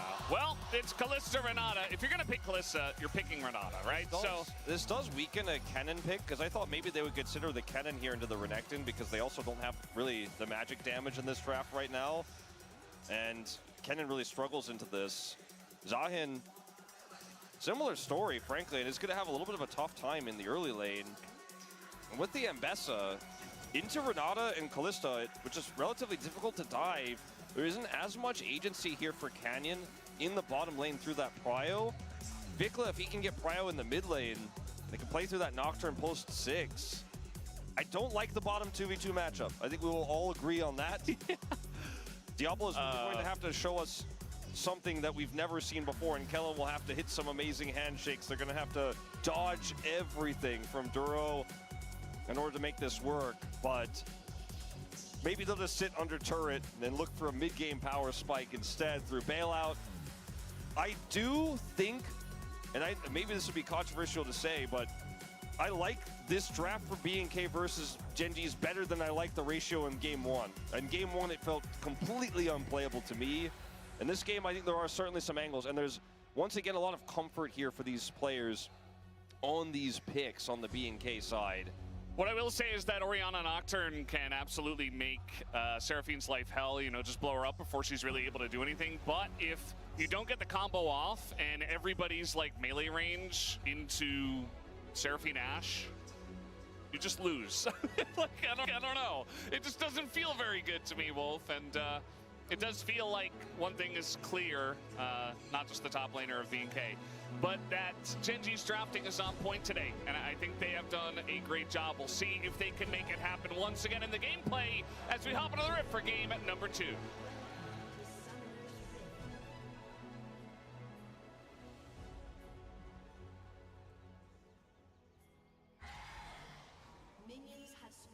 All right, Valdez, here we go. Game 2. Jovi's Galio drafted early. Great new skin. It is going to be a tough game for BNK with this draft, but they have tools. They have the global of the Nocturne. Like you mentioned, it's very easy to kill Seraphine with this pick and the setup they have. But in a lot of ways, it feels like whether it's Seraphine or anybody else, in order to win team fights, they will have to win them 5v4 at worst case scenario, with the combo eliminating someone essentially out of the fight. So then Diablo can get bailed out, and then they can continue the fight from there, because you're playing into Ashe slows, you're playing into Taunt from Chovy, you're playing into Zahin, who will likely have a second life as well in most of these team fights, and the Seraphine roots and charm as Kalista. When you think about Kalista, you think about almost like a Beyblade, a spinning top that's flying through a team fight, loves to be up in close and personal and melee into a lot of champions, basically just be constantly doing that damage output. The problem is there's so many ways to stop the top from spinning in this draft here for Gen G. And that's what I'm most concerned about for how this is going to work outside of lane, where obviously we're going to have some serious issues here in the 2v2. Yeah, the 2v2, it is what it is. It's Ashe Seraphine. BNK know what they're getting themselves into. They say, well, we're never going to win the lane with what's available, so we're just going to pick this and play for outside the lane. Mid lane early on for Chovy is going to be very annoying as Orianna. This is what she does pretty much everybody, is not really allow you to have all that much fun, chunks you out for relatively low mana costs, and can make your life very miserable. But eventually you get some tank items, you know, can go hollowed. Radiance. That's what I was looking for. And then go into a bunch of armor or even into AP and just clear waves instantly. I think in this game he'll probably go for the Riftmaker second. But we will see. And it's been pretty common in drafts like this. They'll have a ton of damage instead of one particular carry, which will be the Ashe in this game. CC is how you win the game as Gen G, and they have a lot of it. Canyon is lurking in this brush. I don't know if he's going to like what he sees. Yeah, the pings came down. They saw Canyon go into the bush, and so he was just looking to kite it out. Some wards get placed down here. They know exactly where Raptor is, so we'll see if our bottom laners, Ruler and Duro, are expecting the gank to come in, because they're pretty far up the lane. They're keeping Diablo and Kellen at arm's length as the Fearx should be coming down here onto Ruler, who has already flashed. He's getting low, and his first blood for Raptor in the bottom lane as Gen G pushed up and they got punished. I'm not sure about that flash from Kellen, but it's enough to get the full set of summoners and the kill onto Ruler. Kill goes over to Raptor early, which is actually important for his stacks, as we zoomed through this replay really quickly. But the thing about the Nocturne is when you get the kills early, which you're not supposed to really, ideally for the enemy team, not supposed to be able to get those pre-6. That means your cooldown when you do have your ultimate is going to be so much faster, even on the first ult. Yeah. And so that is really, really important for the tempo of this game, not to mention the fact that now the Kalista has a significant advantage in terms of gold and is able to pick up Berserker Greaves right away. It is so huge for Diablo. Yeah. And so now you got this top lane that's, you know, never going to be fun for Keen, but he picks the Zahin because he's dealing with a lot of close range members on the other side. Like, Gen G's composition have a lot of tools when it comes to team fighting later on, but if bottom lane gets behind and top lane's already struggling and mid lane as well, maybe BNK can get some kind of momentum going, especially with just like a cheeky little early gank from the Nocturne that you wouldn't normally expect. It could be enough to, you know, kind of catapult them into the lead in the mid game and maybe win this one. So we'll have to wait and see how they manage this. Certainly.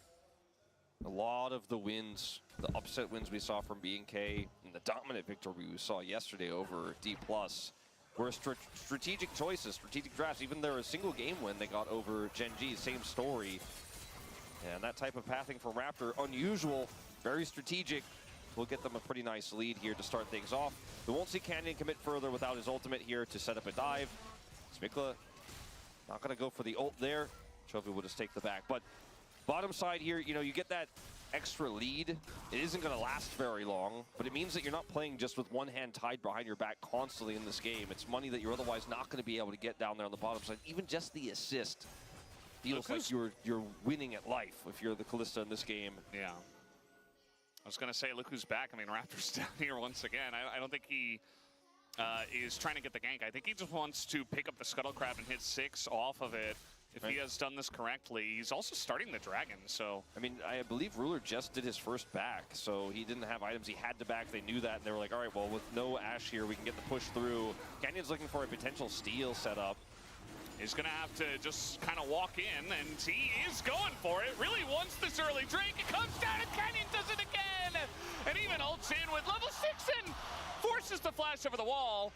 But Raptor still gets the kill. Gen G get the first straight, though. I mean, Canyon is...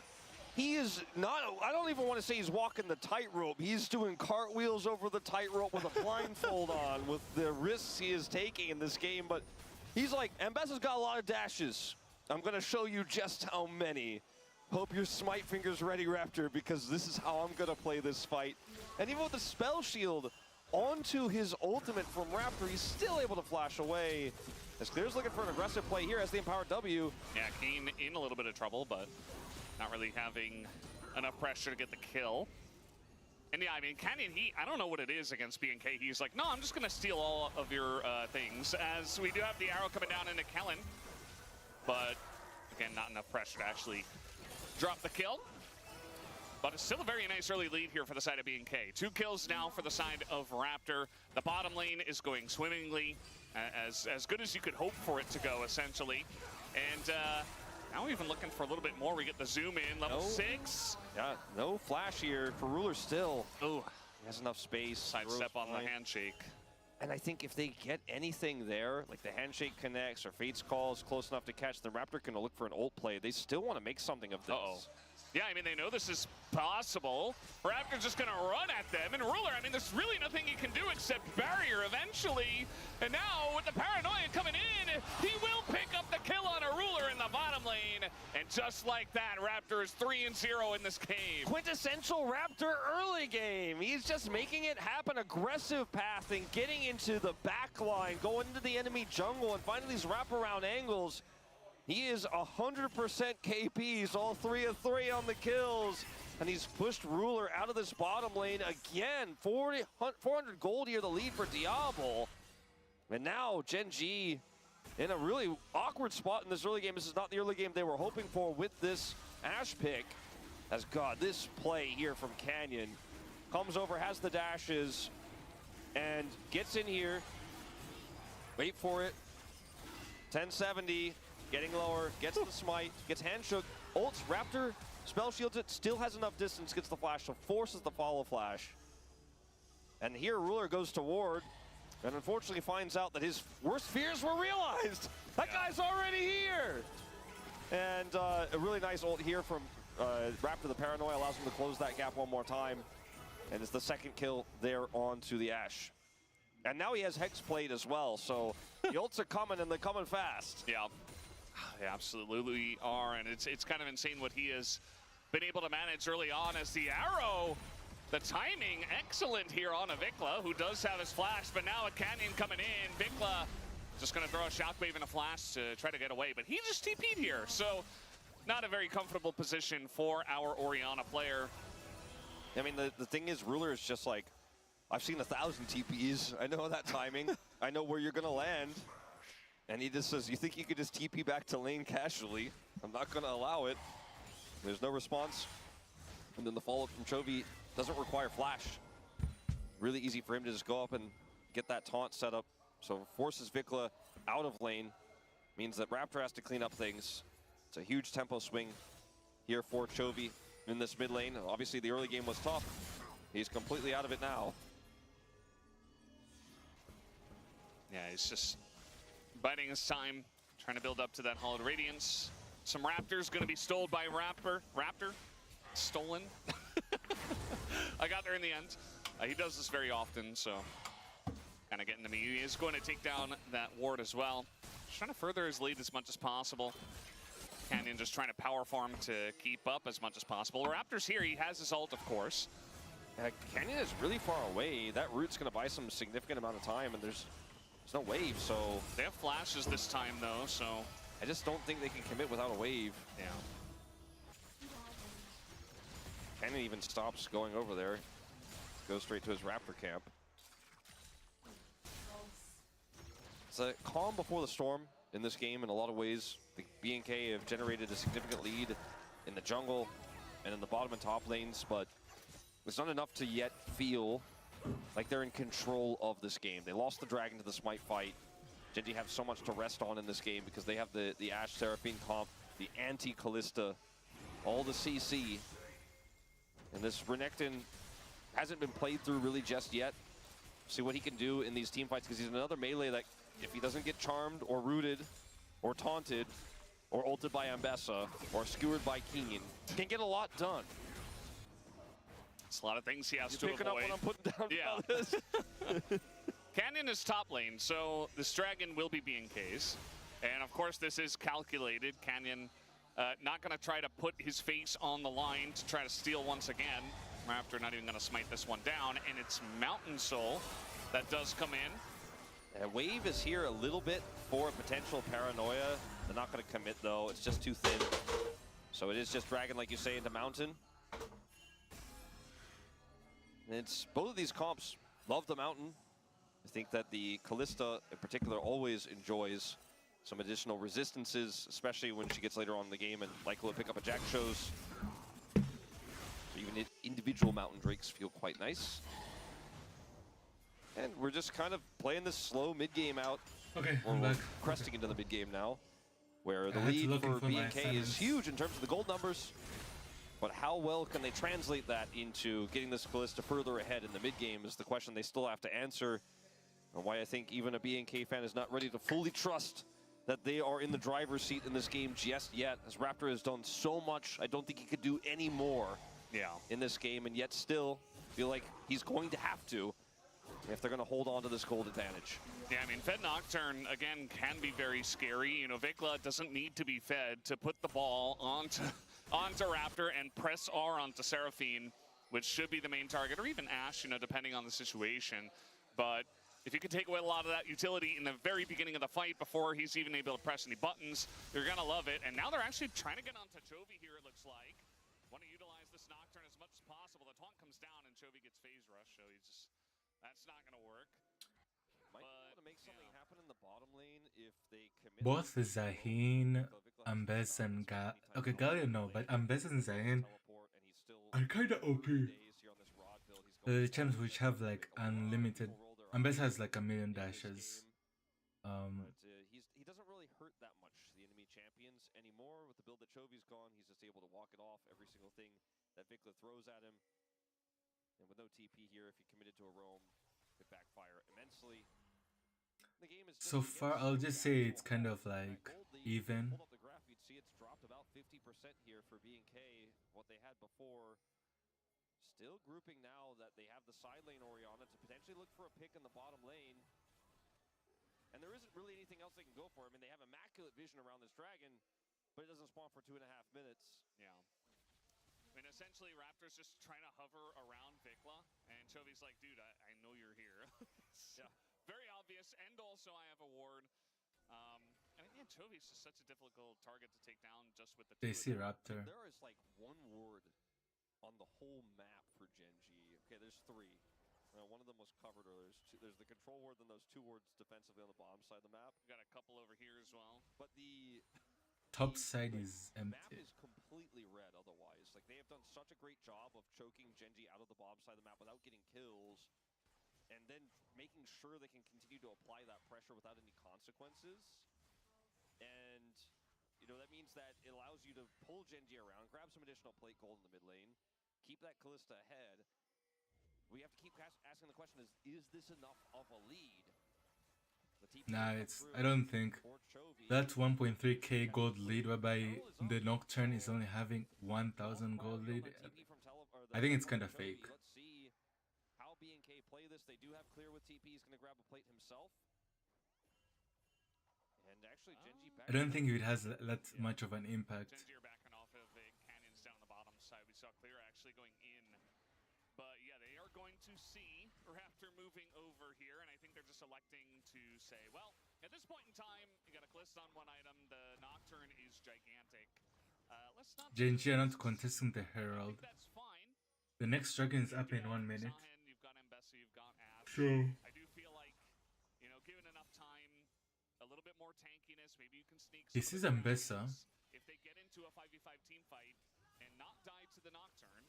Come on. Oh, okay. I think they can do that a little bit better. However, a little bit later in the game. I agree with the choice from Genji, because this is how you could lose the game with certainty, is losing a fight there. Yeah. But the Herald value is, I mean, you're not going to feel like good about dropping this Herald, because if they kill that mid turret, this Fed Nocturne is just completely unleashed on the map. He can do whatever he wants, and Ruler will never be able to farm without assistance, will never be able to farm without help, or he would just be obliterated, especially with Bailout, you know, potentially on the cards with Kellen being nearby. It is so easy. So right now BFX are trying to clear the both sides. They're preparing for Dragon. The timing of this with the Dragon. They're trying to pressure mid push. Not necessarily be able to get the whole turret here, but it's going to be a big chunk, and that Cryo guarantees that they get this Dragon set up here. I feel like it's a little bit early. From the side of B&K, but they get total control of the I mean, Canyon can dash in and steal the might, and he's in the wrong place. We have, okay. What was that smite? My God, I don't know. My everything just flashed before. What was that smite? Raptor. Oh my God, bro. It was way too early. How do you smite like that, Raptor? But in terms of smites, it is high enough. Oh, and now they want to dive. This could be. Oh, they're not going to land the arrow, but it's still a lot underneath this turret, and Clear has nowhere to run, and they're just so tanky already. And just like that, No, Raptor, bro. feels completely washed away, all gone, erased. And now Diablo's trying to get plates here. I think he'll be okay, but you can feel the pressure from him. He wants to. That was a bad smite. Oh my God, bro. I don't know what was Raptor thinking. They take their second Dragon of the game. And for B&K, they opted to commit to the smite there and just get out, not try to force a fight, just say Dragon's enough. And they did that. But one early smite after Canyon wasn't in the pit, you could just go sub-smite range to make sure. Watch Ruler here. When did they do this? Oh, it's 2,000. That's. I think it was 1,557. Just a little bit more. Like, as long as it's above 1,400. Yeah, yikes. It's okay. Okay, Vikla. Oh. Oh. Oh. Canyon says, "You're not getting away from Mbessa that easily. I will collect the kill." And bad turns to worse for B&K. Mbessa has a million dashes for some reason. She's not. She never runs out of energy, and she just runs it out. Like this game might be heading towards sunset territory for B&K's composition. And I hate to say it, but in Game 1, their comp had so many holes in it into what Genji had. In Game 2, I like their composition better, but it's so all-in and so strong at only certain moments in the game. If you really lose control, because they had all the edge they need to win the game. They had all of the setup. Like, they had the Fed Nocturne, they got the Herald, they had Dragon setup. And it's just dominoes falling one after the other. And you can't climb out of the hole with this composition if it falls behind enough. So all that gold lead just went to Genji. One more opportunity, one more bailout angle, potentially, or some crazy Nocturne Orianna combo. But I think one more chance in this game is all they'll get. They messed that up. They're unable to get it. I mean, it'll be so Oriana is going into a vegan build because Ambesen, Zahen, and Gala. She doesn't want to be. Wait, what? Oh.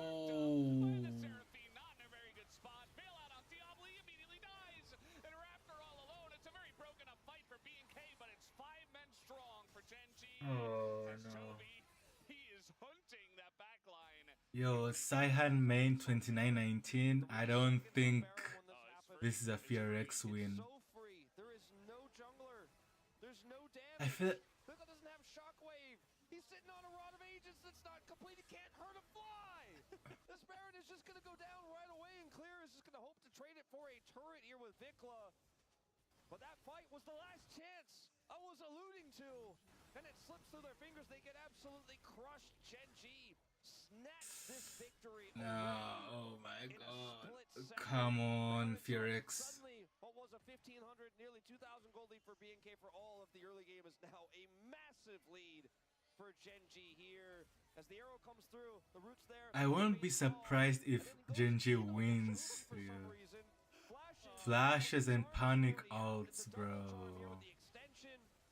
And it's just easy as pie. Frankly, to clean up with this draft as Gen.G, they get a single CC, and it's just layers upon layers, and that Kalista top maybe never is going to be spinning in this one. Yeah, I mean, the way BNK win fights, if this were a more even game, is through the Orianna Nocturne combo, you get the follow-up.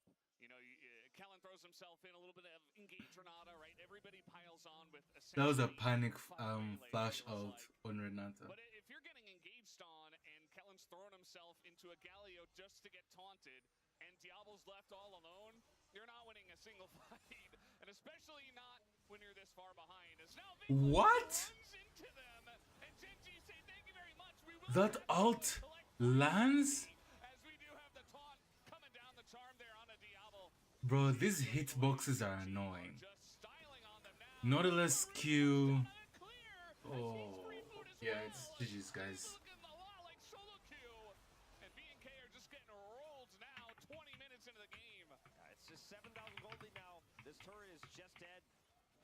And Gen.G can go ahead and grab Soul Point. They seem only vaguely interested in that, as they'll send Canyon over alone. They're like, I guess sure. Inhibitor, pretty appealing. Diablo nearby and 4 seconds on Vikla. They might not be able to get that whole inhibitor, but they're so ahead. I think they could have gone for the try. Instead, they'll send Chovy over here. They'll take out an additional turret. And 7,000 turns to nearly 9,000.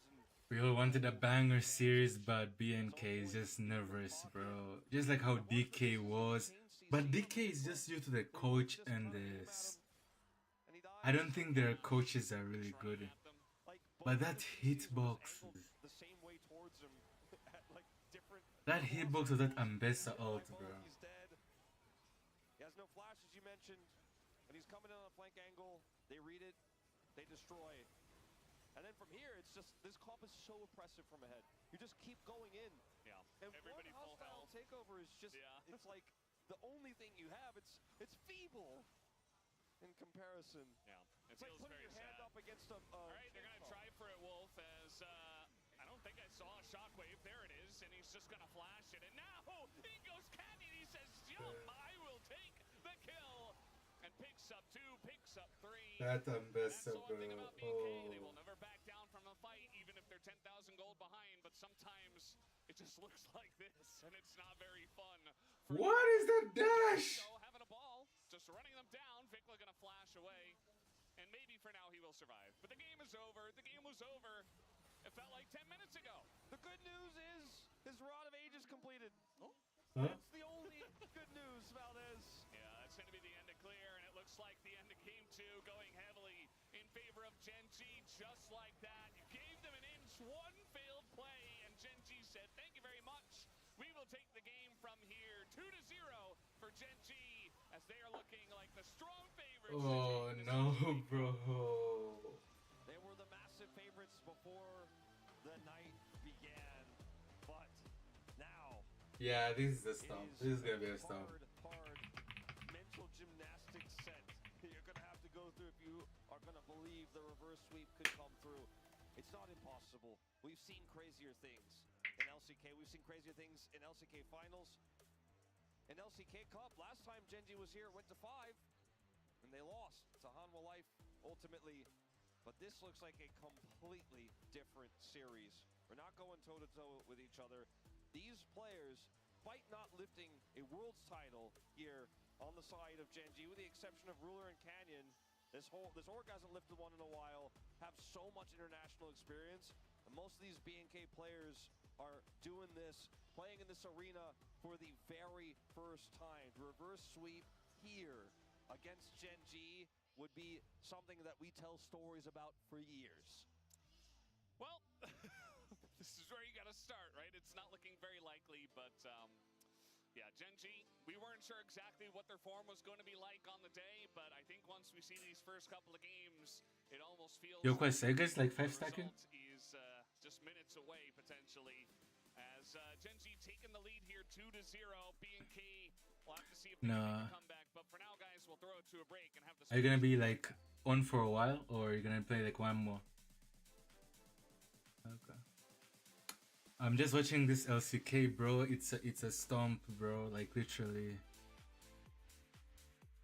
Yeah. Gen G. Yeah. Gen G is winning 2-0, 2-0.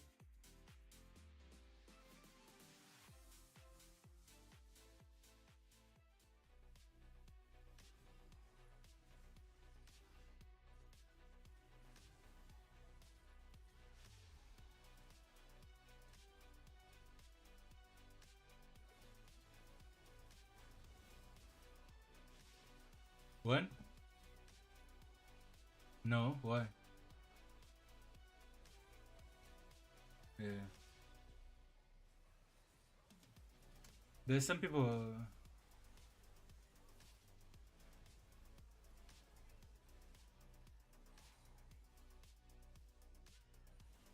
Or what?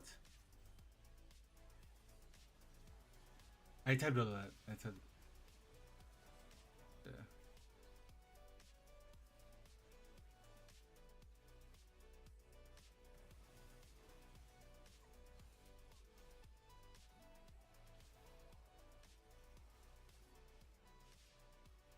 정레드 20초. 보트 정글 도플. 정레드 자연 그냥 몸 부르면서 할만한가? 할만해. 갈리오 공도 돌려. 나 할만? 야 미드 빨리 잘. 봐줄게. 이쪽 올래? 빼면서 해. 나 꼬바. 여기 다. 야 우리 보자. 거의 4대 5야. 이긴 거. 이겼어. 야 끝내러 가자. 이긴 헬로 해줄게요.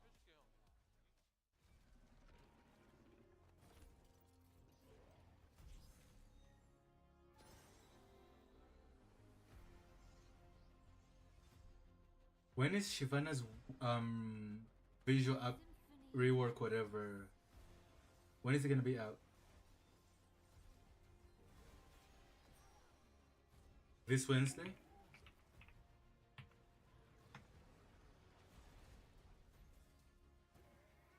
Oh, they're releasing on March 18th.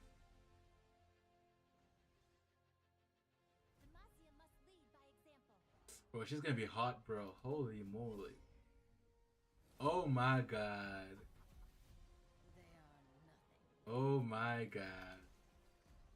Riot is listening to the audience, bro. Oh my god. Now she can use her tail? In attacking, she's gonna use her tail. What?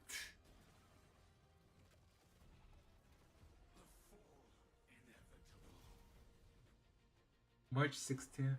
Oh. First time. Try to keep up. And there's a new Senna skin?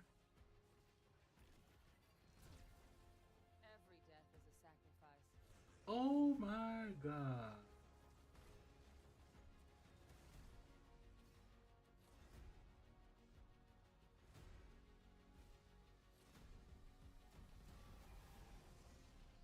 Okay. Riot is cooking. Riot is cooking with these skins. Oh my god, they're on point. Oh my god, take my money, please.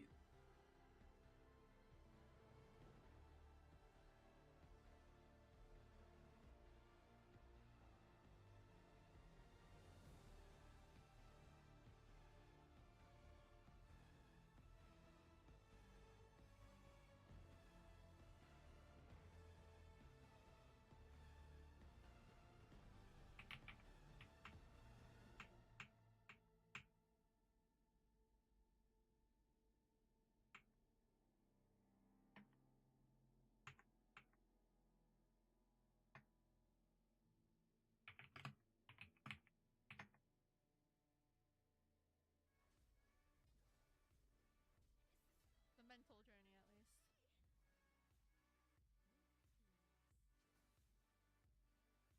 No words. Love this emote. Mariwa, I'm glad you like it. Yuki! Yuki, thank you so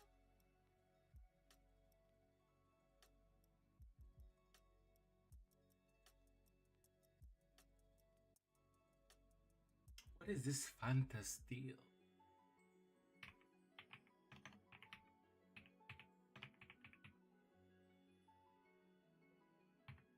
Fanta Steel Posco collection.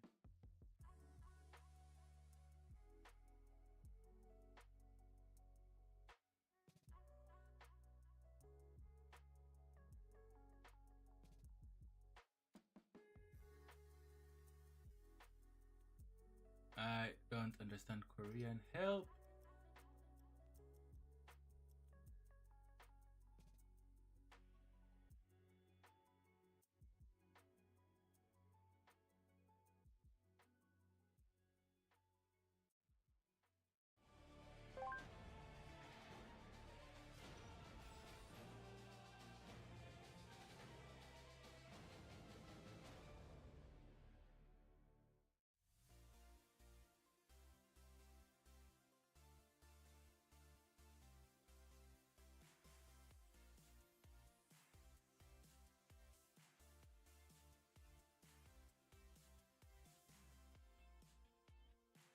We showed the many accolades of Chovy earlier in the pre-show, and now he's one win away from winning his first ever LCK Cup, the second one in the history of the LCK. They are up 2-0, our Geng over B&K Fearx, and yet again, another solid start, an even better start here for B&K Fearx, but not able to translate it into an early lead, into a win. Yeah, it didn't quite work out, although, you know, honorable mention to Raptor. Picking up kills before level 6 on Nocturne is not an easy task. Unfortunately, it's the translating that into winning the game that's difficult as we bring up the draft. Yeah, I mean, I feel like it was really great idea to just give up Orianna to get the Ashe Seraphine, because this is the reason why we love Ryu. He's really good at reading, you know. The reason why BNK is good at this tournament is because of their bot lane. So they just aim for the targeting the bot lane, ban out Karma Yunara into Ashe Seraphine, which is a huge advantage to the bot lane. And you know, Chovy can play against Orianna with Galio. So this is such a insane idea, and it worked out. And then, honestly, I think the Orianna Nocturne into the Ashe Seraphine can work out pretty well in team fights, getting onto them, exploding them. The problem is, though, Geng just went this absolute bulk in the top side. You have a Death Bull composition. You know, we've often seen, like, Mundo paired with this Ashe Seraphine, but you have all these bruises, so you're just going to shield up, make sort of invincible, and I just didn't really feel the Calista Renata. We've seen it picked by Geng of all teams into Ashe Seraphine. You do have to find ganks to get it ahead early, but I just feel like it's a losing battle. It's not a fun 2v2, and as the game goes on, you just get outscaled pretty hard.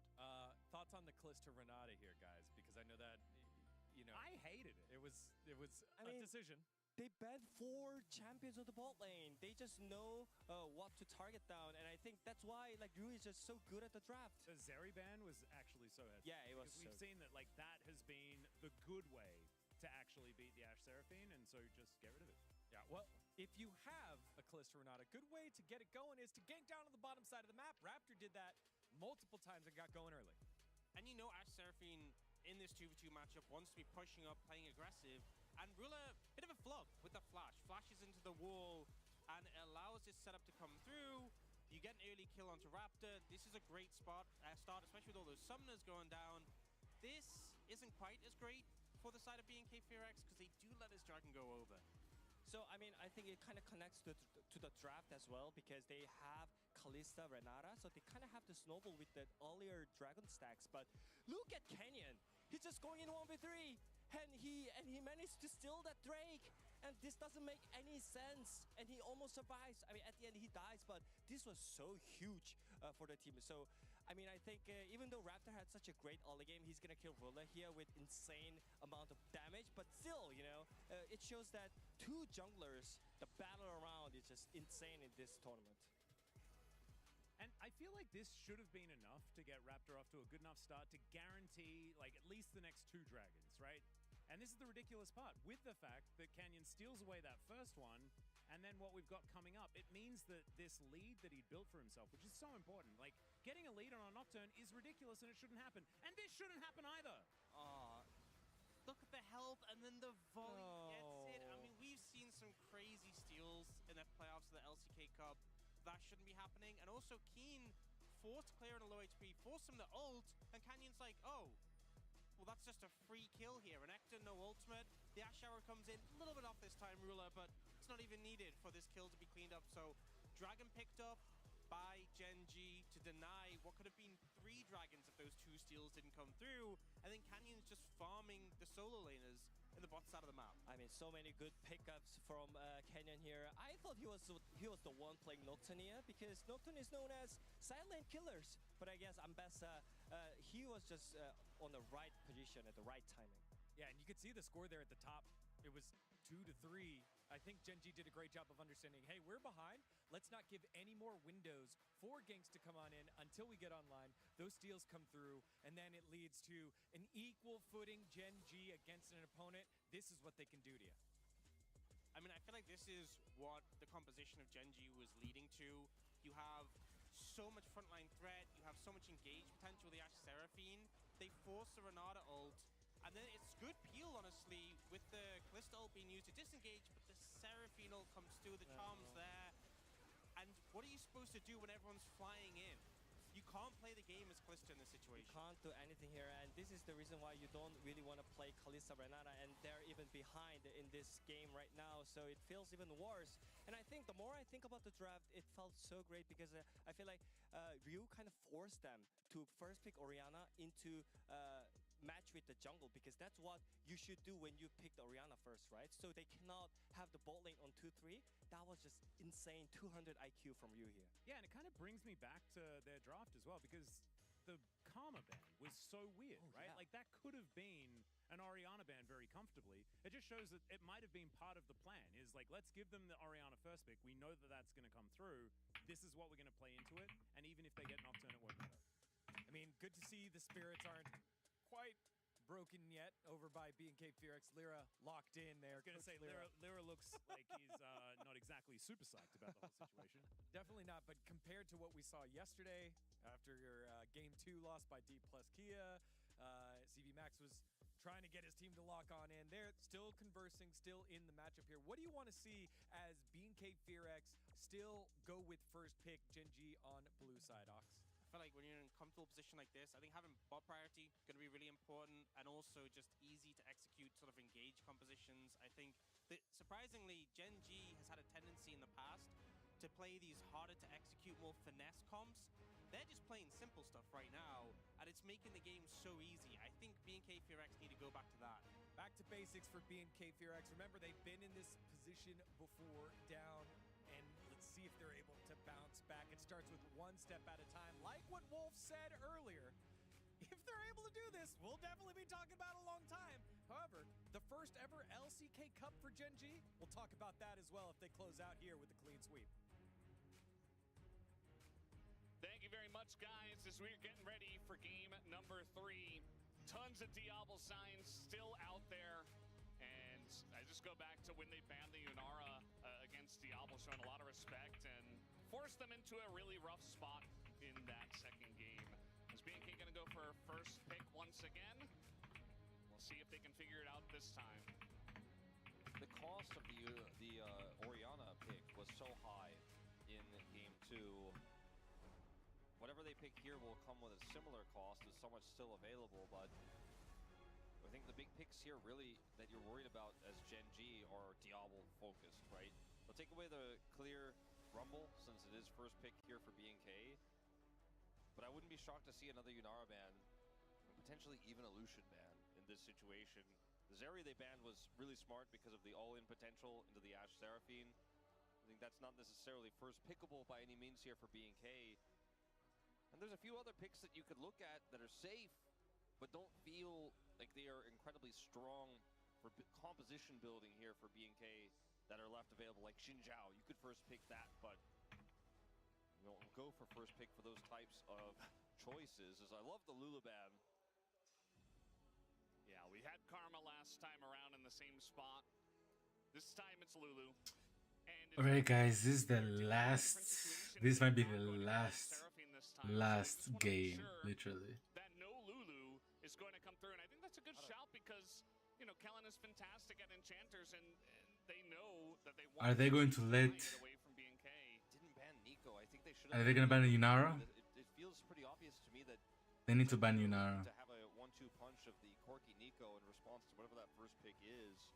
You can't get that duo yourself with only one pick on first pick here for BNK.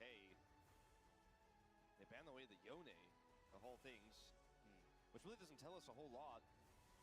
They're not gonna ban Yunara. Genji opt to take away the Karma. They're taking away all. Is Fearx gonna take Yunara?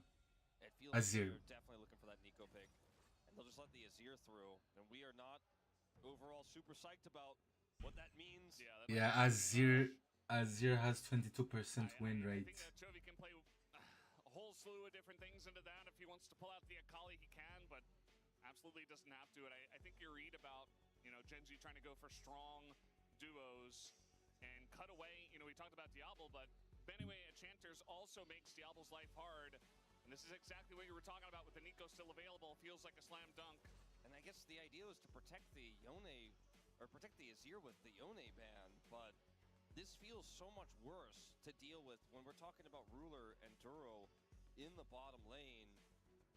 You don't necessarily have to lock the Corki here if they want to go for a prio jungler pick instead. But this deep in the series, I don't think that's even necessary. And Wait and See can react. Canyon is getting the word though, so they will opt for the Wukong instead of getting the AD carry pick right now. Rakan is fearlessly banned. They opted for this Nico Wukong, which is still at, you know, strong. Oh, they don't take Yunara. Lucian Nami, so they want Lucian Nami. And there's Nami. With Nami available, this is something you could have done as Yunara. Yunara is taken by Ruler. Like, you know what? Oh my god, bro. Display that. The Corki cannot match the Lucian in lane. GG. All in power, but the Yunara absolutely can. With her Gen G banned Yunara in the first two matches because Diablo is crazy on her. But Fearx just chose Lucian Nami. I think it's a fairly even matchup. But what Jin Zhao ban. is often a lot more than Lucian Nami. It's not a Milio composition this time for Diablo. So right now it's only jungle and top. Are they gonna ban no. I suppose you could look to just ban away some Mid. BNK needs to ban mid and top. And Genji needs to ban top and jungle. So it's top. Rek'Sai. Oh yeah, King's Rek'Sai is annoying. Yeah, that's a keen favorite. Which also is good into Lucian and strong into tanks that Clear could be looking for here.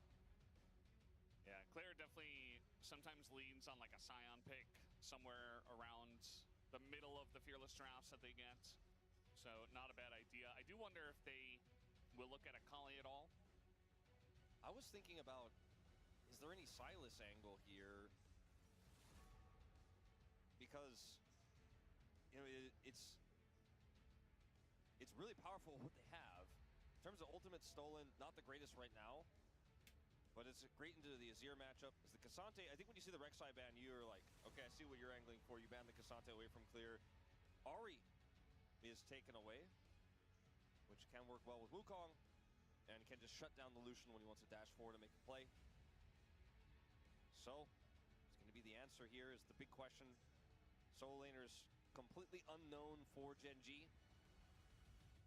can just get the counter pick here for Chovy if he has a great answer right now that he's planning on playing. The Akali you mentioned, one of those counter picks that's left. Or keep it a secret.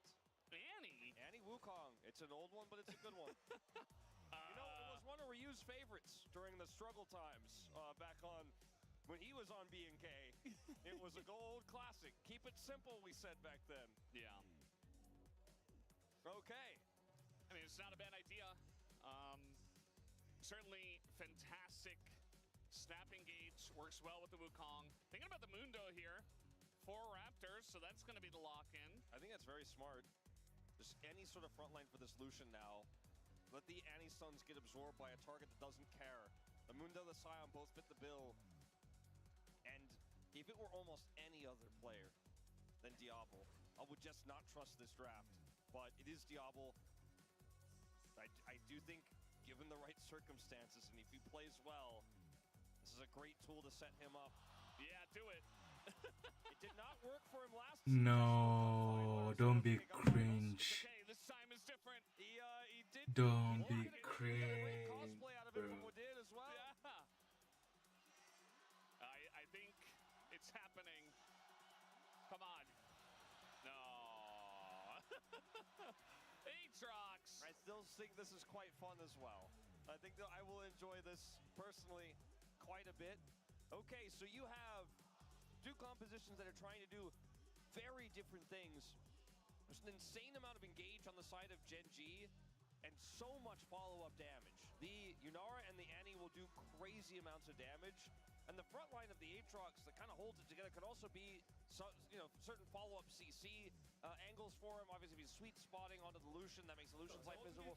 On the side of B&K, they're just going to try to give Lucian every resource he can get. Diablo is going to be looking to pop off and carry. If there's a champion that's out of position, he's going to be proccing his passive as fast as he can. Every dash he goes for it, every Q he hits, all the bursts, he's trying to kill people on cooldown for every single ability he has. Every single time he sees somebody in the mid game, he's going to be trying to kill them. And then when we get to late game, the leash that he has is going to be in that front line. It's going to be in the Mundo. It's going to be in the Scion. It's going to be the extra damage he has when he gets to late game and he's on 3+ items, where he can hope to do that burst damage. But he has to avoid all of his engage. He has to avoid the Wukong. He has to avoid Tibbers and the flanking Nico. But if he can do all that, then he can bring us to 4. It's a lot of pressure, but we know that he is capable. I just worry because it feels like Gen G, the way they have won the first couple of games, and with a comp like this is the comfort zone for them. And we are ready. Let's hop into the rift for game number 3.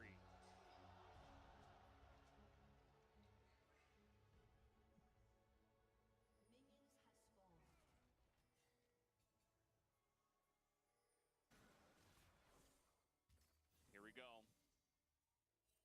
Game number 3 begins now. Diablo on his Lucian. And Chovy's like, you know what?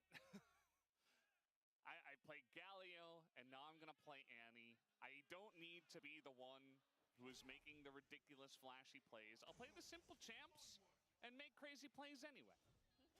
We saw his Galio in the last game was able to get that flank, and really, as our space highlighted, that was kind of the one fight that broke the game open more than anything else. For anyone who's ever been a Lucian with a tempo advantage, say you're coming out of lane with 2 kills when you're in the mid lane, you know that you are going to be high agency. Your team wants to play through you. You know that it's almost like the fantasy of any Lucian player is to have that advantage and go, all right, now let me see target, kill target. I'm going to dash forward. I'm going to have the support of my team.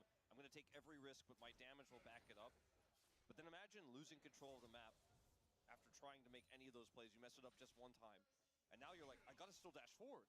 I got to make those plays. I got to catch those targets. But at any moment in time, if you can't see, there's a Wukong, there's an Annie, there's a Nico somewhere where you don't know. You have to still be confident to make those plays. We're going to see a trade back here from Ruler with the Q coming out.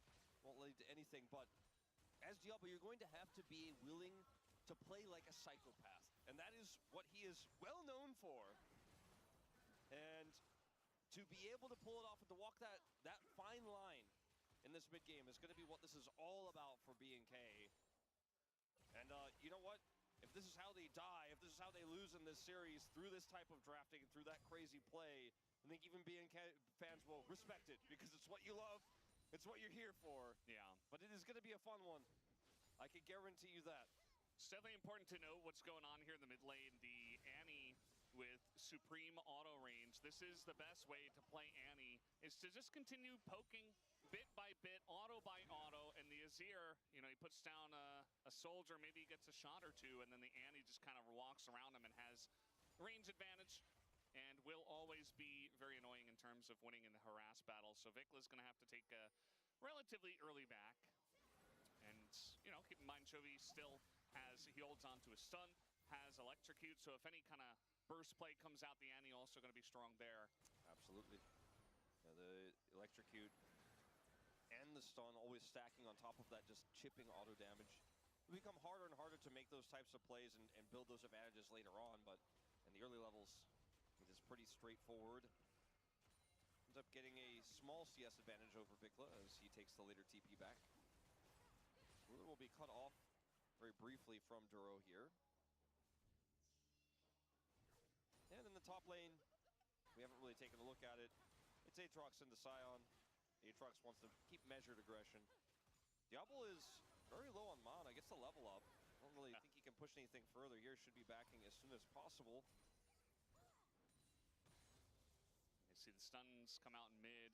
It should be Chovying on a champion like this as well. So that's something we always have to note. When Chovy is in the game, he will look to Chovy and get very far ahead. The red dots do disappear around him. Yes. Vikla, nice trade here, goes in with the shield and eventually gets Chovy extremely low. But potion was still available here for Chovy, as was the refillable for Vikla. So pretty nice trade overall from the side of Vikla. Yeah, we do have the support in the mid lane here, trying to really push Chovy out of lane because he already used his TP. It's really not going to amount to too much. Raptor's going to come over here and try to take the Raptor camp, as is his namesake. Duro here, and now Raptor is getting punched down just a little bit, but Canyon goes in. The double bubble is going to land immediately on both of them, but no follow-up as they're quite deep in the jungle. And they say, well, we don't want to overextend too much. Not at this point in the game. This does pull Genji around the map pretty significantly as Diablo is backing. Gets back to lane with a serrated Dirk without really any loss here. Chovy hits level 6. This is actually a tense moment where he has ult advantage, even though he's down on health a little bit. Tempo tippers. Throw the tempo tippers. He's going to do it.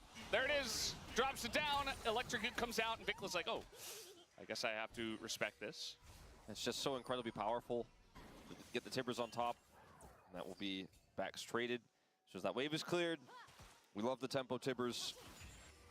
As this is a really tough lane to push advantages on further than what they have right now at this stage. Like, they have the Dirk.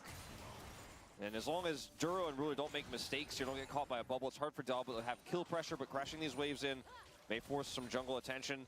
But the bigger win is that Hextech Dragon has spawned, and we do have Raptor taking it here.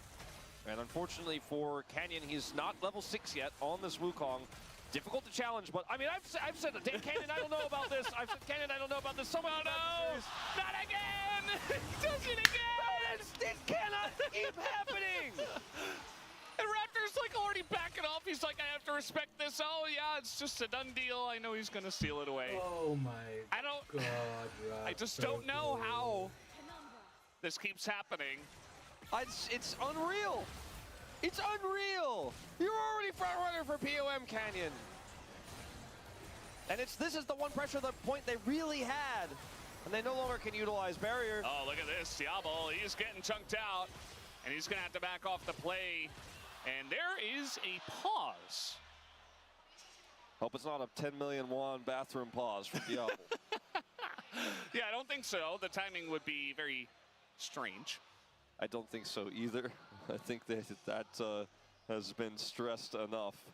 I think they're pretty aware Fnatic pause of the bathroom management. I hope it's not something super serious, but we will give you guys the update as soon as we can. Game state here, pretty favorable for Gen G with the Dragon Steal. Things were looking otherwise pretty normal, pretty strong in the bottom lane for the side of B&K. They had that prio there.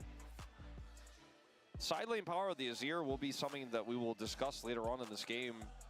if the game doesn't blow up before then.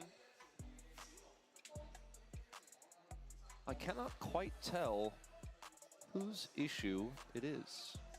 Yeah, I mean, we've had all sorts of interesting issues here at the LCK Cup. This has been, I think, one of the furthest I've ever sat from the players at a commentator tournament. Yeah, it's actually very true. They're all the way over there on the other side of the arena, and it's quite a big place. Pastor Jun was very much hammering home the 10,000 number that this arena can fit. We are basically full here. Yep. But yeah, we're only getting a look at the Gen G players, and they seem to be just hanging out. So 가오가 이렇게 베풀어지는 느낌입니다. and immediately Diablo and them backed away. So perhaps there was some issue there. Yeah, I got the update that there was an issue with one of the players' PCs. That's the only information that we have at the moment. So hardware related, which is by my books always a great reason to pause. Because if you have hardware problems, my books too. You need to solve them to be able to play the game at the optimal level, which is always required. Competitive integrity is of the most importance here. Pretty tense, as a reminder to those who might not know this, as we do occasionally have pauses in grand finals, and I know grand finals, some people just watch the finals. You're not allowed to communicate with your team during these pauses, so imagine, you know, if you're thinking about this, the situation is tense, the bottom 2v2 has gone awry for B&K, and then suddenly there's a pause, and you cannot communicate what you want to do next, where the jungler needs to go, what the next call is going to be for Dragon or Grubs. You have to just sit in silence until this issue is resolved. It's one of the most tense things that can happen to anybody in an esports tournament, not much less the finals, where there are 10,000 fans waiting patiently, most of them, for the game to begin again. Yeah, it's understandable. You saw that Clear kind of had his head bowed down. You know, he might be a little bit frustrated, but probably it's just to take a little rest during the pause, because it's not like they can talk about anything anyway. He is playing Sion after all, so this is one of the better shots I think we've had of really showcasing just how many people are in here. It looks like the game may be resumed soon. Just kidding. But you can feel the tension, right, in this moment, right, where everyone's waiting, and it is quite tense. Yeah, we had a little jump scare there where it looked like we were getting ready to jump back into the game, and we're not. Not just yet. So the you know, the atmosphere here, I think, is quite, like, people are quite excited about being able to finally watch LCK games here locally in Hong Kong. I think we kind of really overstate the excitement and the amount of fans who watch us, and like even we're telling us to tell the other commentators who are in Seoul right now, like, please say hi for us. We love you guys. We enjoy watching us. A lot of them watch the English stream. Yeah. But we also got to meet the Cantonese commentators who also do from time to time watch the English stream as well. And it has been a really fun experience, I think, for everyone involved, everyone who's at this tournament, to see the passion of these fans who've been given this really awesome opportunity that it comes once in a lifetime, and the tickets sold out right away. And I know there are a lot of T1 fans here who wished the circumstances were different, but they came just the same. And they're here to watch the highest level League of Legends you got worldwide. And the first time we get to see a big stage like this in Hong Kong. And the crowd, we mentioned it earlier, very Gen G favored. They're up 2-0. Yeah, it's a lot of, something I've noticed is a lot of the fans here are just really big fans of players that have been around for a long time. So especially guys like Canyon, you know, when he came out, he got a gigantic cheer. You know, he is one of the top players in the world, but also a world champ, a finals MVP at Worlds.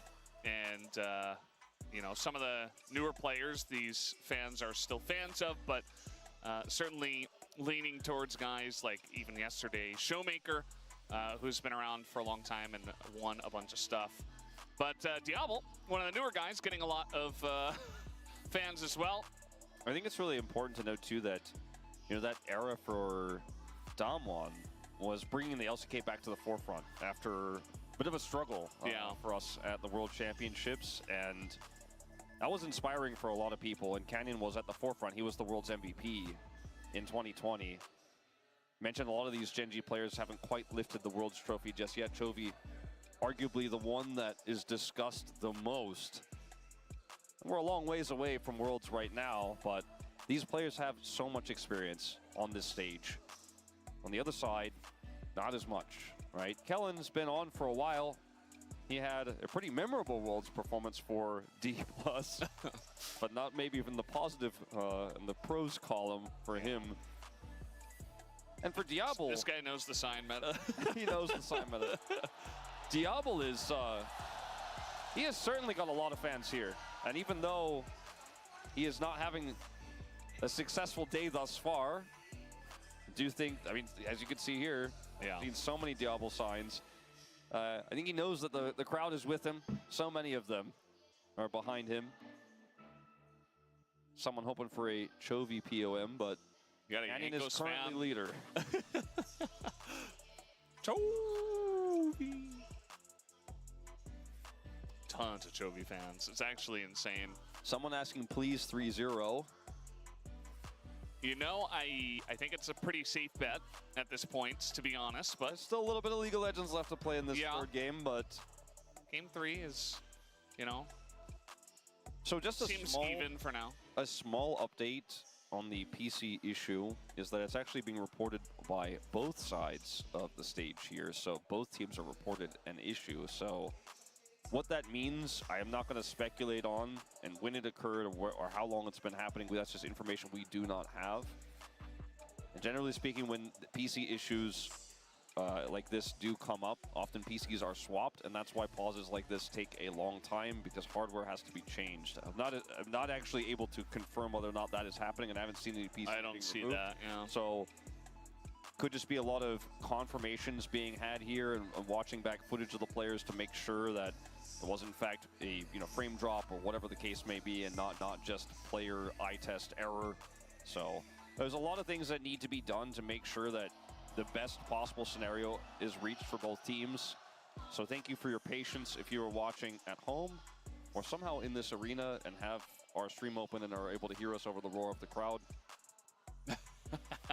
Well, it does look like we are resuming. So whatever the issue was, we are going to get into the game now. As Clear immediately is in trouble, has to flash away. Keen does not follow Flash. But not having a fun time up here. Looks like we had some rejoining of the game, as implied by those players saying that they left the game. They're in fact in the game. So for now, that might have been enough to resolve the issue. And now we're looking for a potential crash in this bottom lane. The ult from Clear back to the top lane. As to recap, oh, hold up. Culling comes in there. Duro tries to throw out the clone. It is going to catch the goal. Diablo goes in and nearly takes Duro's head off, forces the flash away. And now looking for more. Ruler's got to be careful. He's got that Q charged up, but he is not going to pull the trigger just yet on the ult. Ruler has flash. Diablo has to be really careful. Kellen doesn't have heal and doesn't have his ult. So I think that's kind of the end of it. Even though he wants to push the issue further, he just doesn't have the tools anymore. Just to give a slight recap, the dragon was stolen again by Canyon. And bottom side control went back to the side of Ruler and Duro. As you guys could see, there's a small CS lead there. Chovy's laning phase has been immaculate, utilizing the early range from Annie. You mentioned the auto attack range, chip away the poke. And there were some jungle resources given. And it is going to be Grubs going over to Gen G here, uncontested, as Canyon is the man of the objectives tonight. Yeah.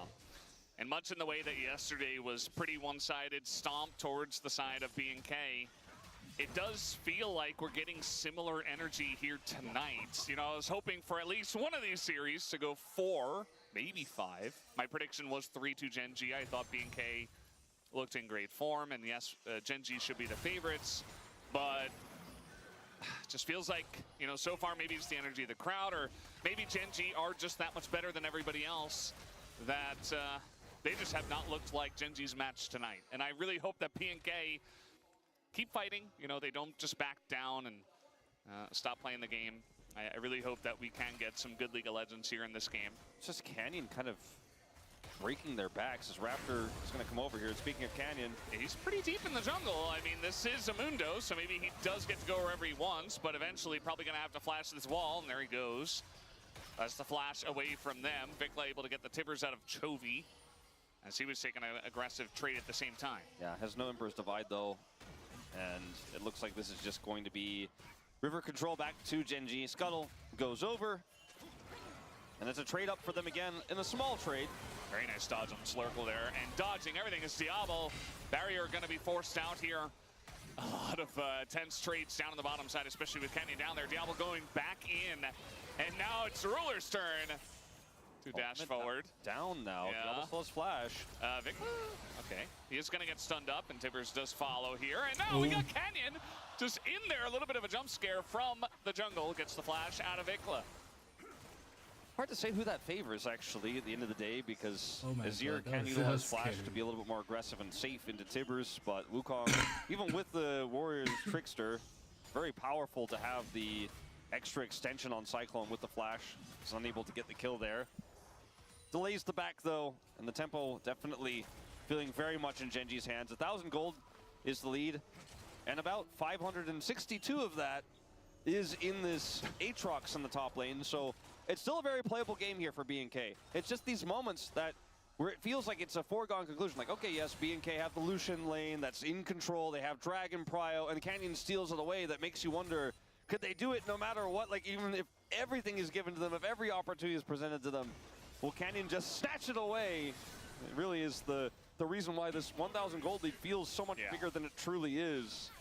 Yeah, it's really about the vibes, right? The feeling of the tempo vibes are so heavily in Genji's favor after the way that Game 2 went, and now the start of Game 1 brings back those bad memories for BNK. That's really the main issue. The good news for this Dragon is that Canyon is about half the map away. So that'll help. This one will go over. I mean, Ruler got the steal with the Ashe previously. So against Callista. That was just crazy. No flash here for Vikla. Sun comes down. Chovy probably going to have to farm that one up again because he's got flash. And this is really where, well, okay, there's the stun as the divide does come through, though. Canyon gets pushed away. Very nice response here from Vikla. And now Raptor on the chase. No flash here for Chovy. Can't get away from the Mundo. But Canyon goes back in on a Vikla who's desperate to try to get the kill and just dies. First blood to Chovy. As it gets messy and Genji wins those. Had they just walked away, would have felt so good for them. Getting Chovy's flash, the ult is dropped, the Emperor's Divide is so well timed. They got a little greedy on it, which I can totally understand in that scenario, but fortunately it is going to be another kill to Genji here. First blood. They have 3 grubs, and the lead gets bigger. Chovy's now... Raptor. Don't do it. Don't do it. Well, he doesn't have flash, and he does not have ult, but he's running away for now. Chovy is 1,000 gold up. The Kraken Slayer is picked up here for Ruler. We haven't seen Diablo back just yet, but the next port of call is going to be the Rift Herald. And BNK, it's moments like this where you're like, okay, Vikla, well played. Has the Emperor's Divide angled correctly into the Wukong follow-up. And from here, you could push Chovy back and then just grab the wave. Instead, you push for the angle. Canyon has Cyclone, gets the second Cyclone. Vikla has to all in and is unsuccessful. And it could have been just as simple as being happy to have Chovy waste his flash. But there was some serious greed. I feel like Raptor also could have just continued running after Chovy, but he tried to turn and peel for the Wukong, and then Vikla goes in, so the peel wasn't even really necessary. And I feel like Raptor from that position, he had another Heartsteel proc available out of the Wukong. Could have just used it there. Canyon, either way, they're going at it once again. And Canyon not really going to win those, but he does have the red buff. His ultimate is coming up in 10 seconds, and they're both coming up at the same time here. There's a Cyclone angle potentially if Diablo wants to overextend in and try to force the play. Canyon doesn't have flash though. He's just going to walk away. All Diablo has to do is not get Cycloned here. All right, Vikla. Damage. Yeah. Oh my God, his health. Tempo Tibbers, once again, If you haven't watched Shanny in a long time, it's so annoying to lane into because you just don't really get to lane. A lot of the times you're just sitting at like 10%, 20% health. A big engage down the bottom side. Junglers trying to read each other. Spell immune once again is Raptor. Going in for the second charge. There's Cyclone dangerous into the Mundo, but he's not going to overcommit. The heals coming through with the dodge on the bubble. I think that's kind of the end of it. It's this whole game, it's only one kill. But BNK fans got to be holding their breath the whole time. It's 2,000 gold lead as well. And it's all of the early control. It's the lane leads. You know, the lead here for Keen is almost doubled up to 900. With that one kill for Chobi, he goes up to 1,000. And there's your lead right there. And we've seen a few moments where it's a near turnaround for Diablo on the bottom side, a near catch for Raptor, a near punish for Vikla. And the game is still playable completely here for BNK. And they're going to have a really strong mid-game coming up. But they just don't have really any of what they would have liked. They would have loved to have the grubs in this game. They would have loved to have that first dragon, double dragon into Infernal Soul. That's such a huge lead. It's so important to have. But Gen.G have bought themselves so much time with that steal alone. And now Canyon's on to this Herald. We're going to see a TP from Vikla and possibly just another one from Clear here for the contest. And that should be enough to push them off. Speaking of TP, Keen will match. Yeah. Everybody's getting in here for the party. And Raptors still holding on to that shield. There it goes. Canyon's still on this one. And look at Toby. He's got the angle. And look at Kellen. Where did he go? As the item completed. At least Raptors able to get the Rift Herald, but not the eye just yet. Vikla having a rough time. And they're just wailing on Clear here, who is going to pick up the eye and just decide to go down for it. And Duro will be totally fine, but that's a couple extra kills for Gen.G, and yeah, you got the eye, but not worth in my book. They get Keen, I don't think so. Jovi's still here. Stun almost prepped. And the burst damage of this Annie is coming in big. The teleport angle for Keen initially feels like it might be a bit greedy because he's going super deep. But BNK are just not confident with theirs. You know, the teleport that comes through from the Scion is super far away, and BNK cannot quickly decide which target they want to go for. And as they're trying to approach, Chovy is just like, surprise! Like, look at this, he's just in the banana brush. TP comes in here for Keen, and BNK are just like, we gotta rush over, Clear is so far away. And Chovy's just like, I don't want the Scion, I want the Nami. And Clear is just like, what do I do now? He turns around, doesn't peel for Raptor, has to flash away. Diablo's zoned by Tibbers. There's just like no play here for BNK. They just have no in. Yeah. And that's the thing about the Annie. Like, after the Annie was selected, they went Mundo Scion, and yeah, Annie's burst not great into those big beefy tanks, but Chovy with flash and insane burst damage, he doesn't have to target the tanks. Target literally anyone else, and you're gonna one-shot them. Or you can just target Raptor too. I guess that works out. You don't necessarily need the kill, as long as the jungler's nowhere near, and you're still gonna pick up the Drake. Starting to feel like BNK just don't have anything in this. Zion you know? doesn't have MR, that's why he's Clear getting is just shredded. gonna ult in and... These are the two tanks, and now Diablo's like, well, I There's guess no I'll magic try to resist. do something. As is often asked of him, and now finally gonna find an angle here on a Duro. He is down. Okay. Vikla, important kill for him. Also got the charge to the mid turret. The two small wins here. As it looks like Chovy is going to be completely fine. I don't know if completely fine really describes it. He's actually going to be completely happy with getting half of Vikla's health bar. Yeah, this is the versus Annie experience. It's not a good one. Not a good one. You and I flew from Seoul to Hong Kong. And if it's only 6 games we get, so be it, because that is the nature of competition. Yeah. But it just doesn't feel right. In these moments here, they get the Herald to drop. Clear's walking forward. Obviously doesn't have his ultimate here. Is trying to absorb pressure, but the second Diablo's like, okay, I'm ready to do damage. He gets Cyclone. The second Cyclone prevents him from following up. And then finally, Vikla is able to find this angle here. So that's a success. They end up getting the charge on the Herald. But they need so much more if they want to hope to come back in this game. Look at the item here for Rua, the second item that's put together. He's ahead of Diablo in that regard in terms of completions. We need to see Diablo get the opportunity to pop off hard in some of these upcoming fights. And with Dragon 3.5 minutes away, it feels like an eon. with the lack of side lane pressure here. I mean, Vicla's trying to set something up in the bottom lane, but he needs jungle attention. Otherwise, Chovy just drops bears on him, and that's the end of his push. Yeah, every fight we've seen after we saw Imperial Mandate and the Stormrazor come out has just been somebody on BNK dying before Diablo could even get there, or basically dying. This time, though, we are going to have a big calling it to Ruler. And look at the extension as well, as once again, the tidal wave does come out. But Duro fast enough to run away from this one. A lot of health on Ruler, almost got a clone. But again, not enough. I don't know what to say, it's grasping at straws. It was a good play. They saw the split, they knew that Duro was a little bit out of position there, couldn't really peel for Ruler, but turning it into a big Ruler? You gotta be so careful. I don't think you get to stand there. No. Especially without Nico, even with Nico. It's a kind of notorious location for Ruler to stand.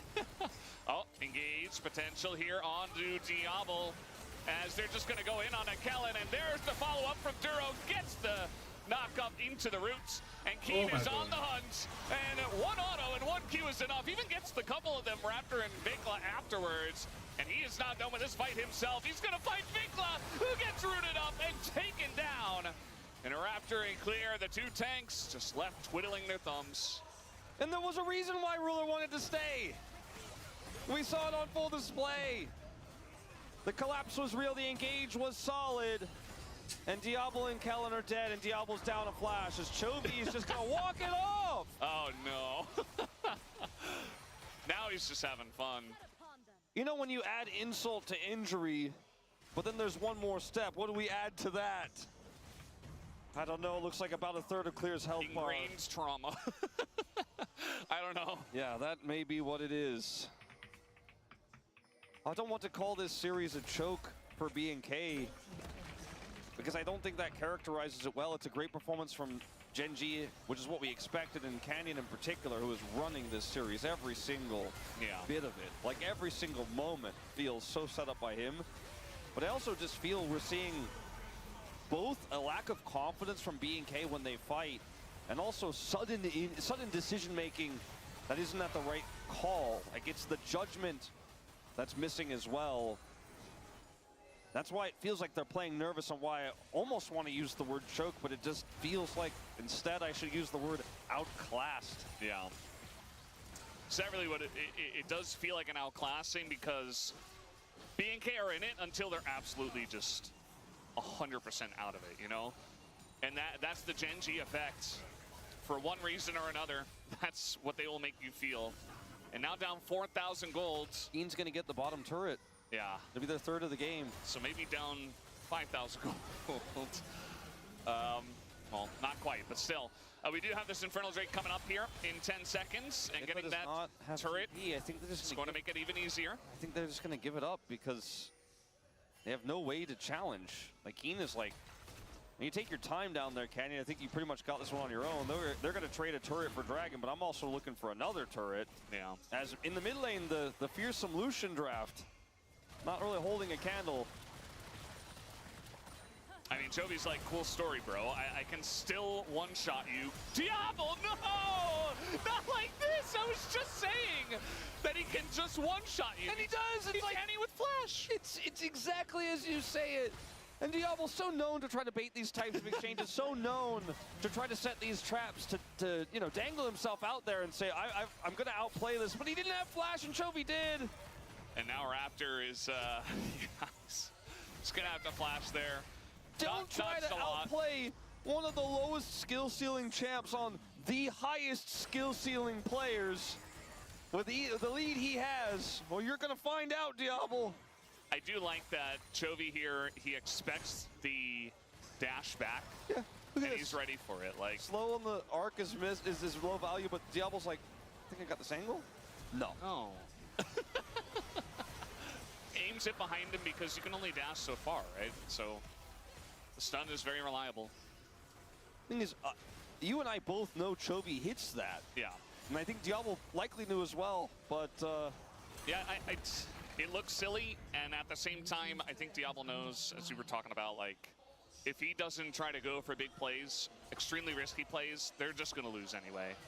So, and we talked, like, we just send it, I suppose. We said all of the threats that Diablo has to deal with. He's only died twice this game, but his damage output is going to be so low. When we look at the post-game stats, unless something changes here, damage to champions is going to be abysmal because he just cannot get close to hit them. Hey, he pressed culling a couple of times, so maybe, you know, the number will look good. Not that it matters.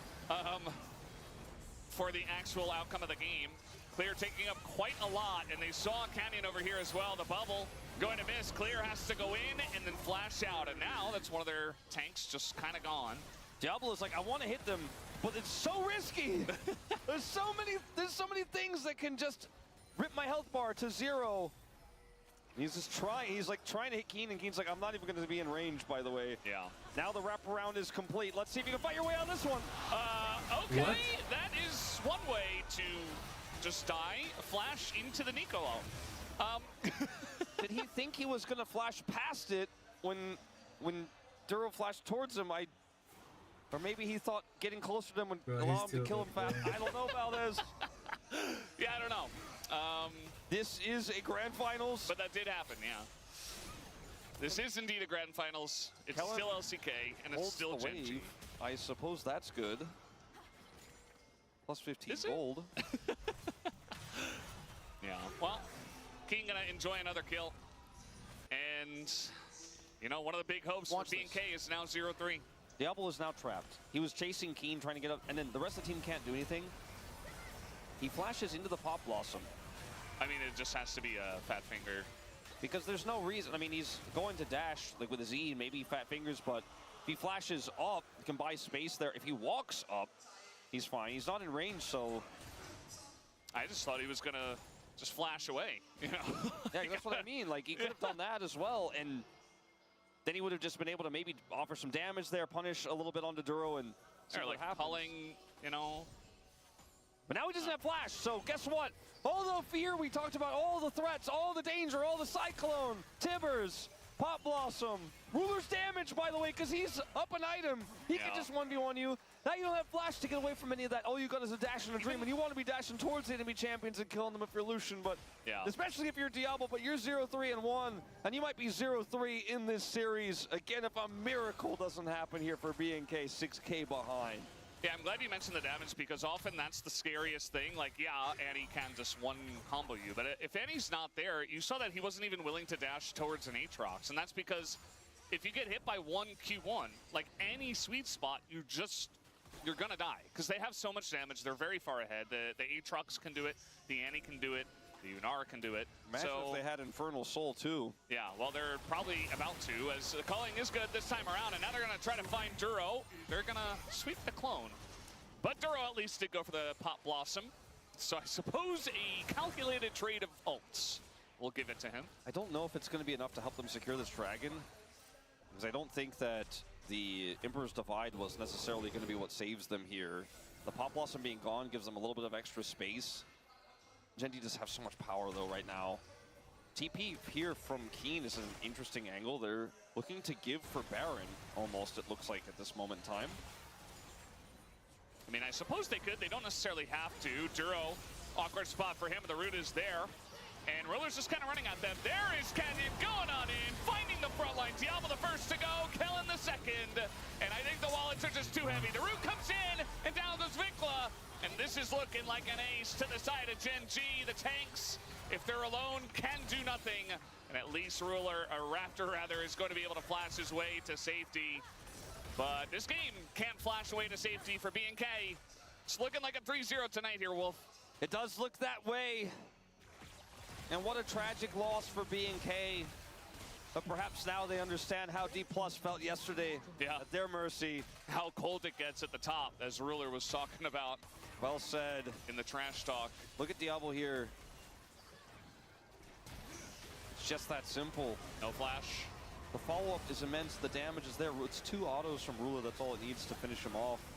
It's literally that simple. They're that far behind. Without flash, because as you pointed out, you know, they used it when the Pop Blossom situation happened moments before. Yeah.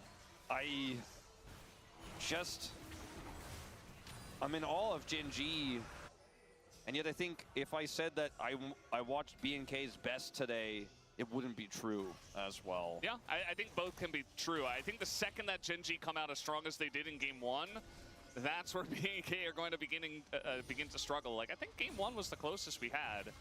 And Gen G were just like, no, there's no in for you here tonight, guys. Like, this is our final. And they've made that pristinely clear to all of us. We even had some predictions for BNK just because the hype was real. You know, the waters were feeling like BNK, they're looking so strong in that 3-0 against DK, but this is just another level.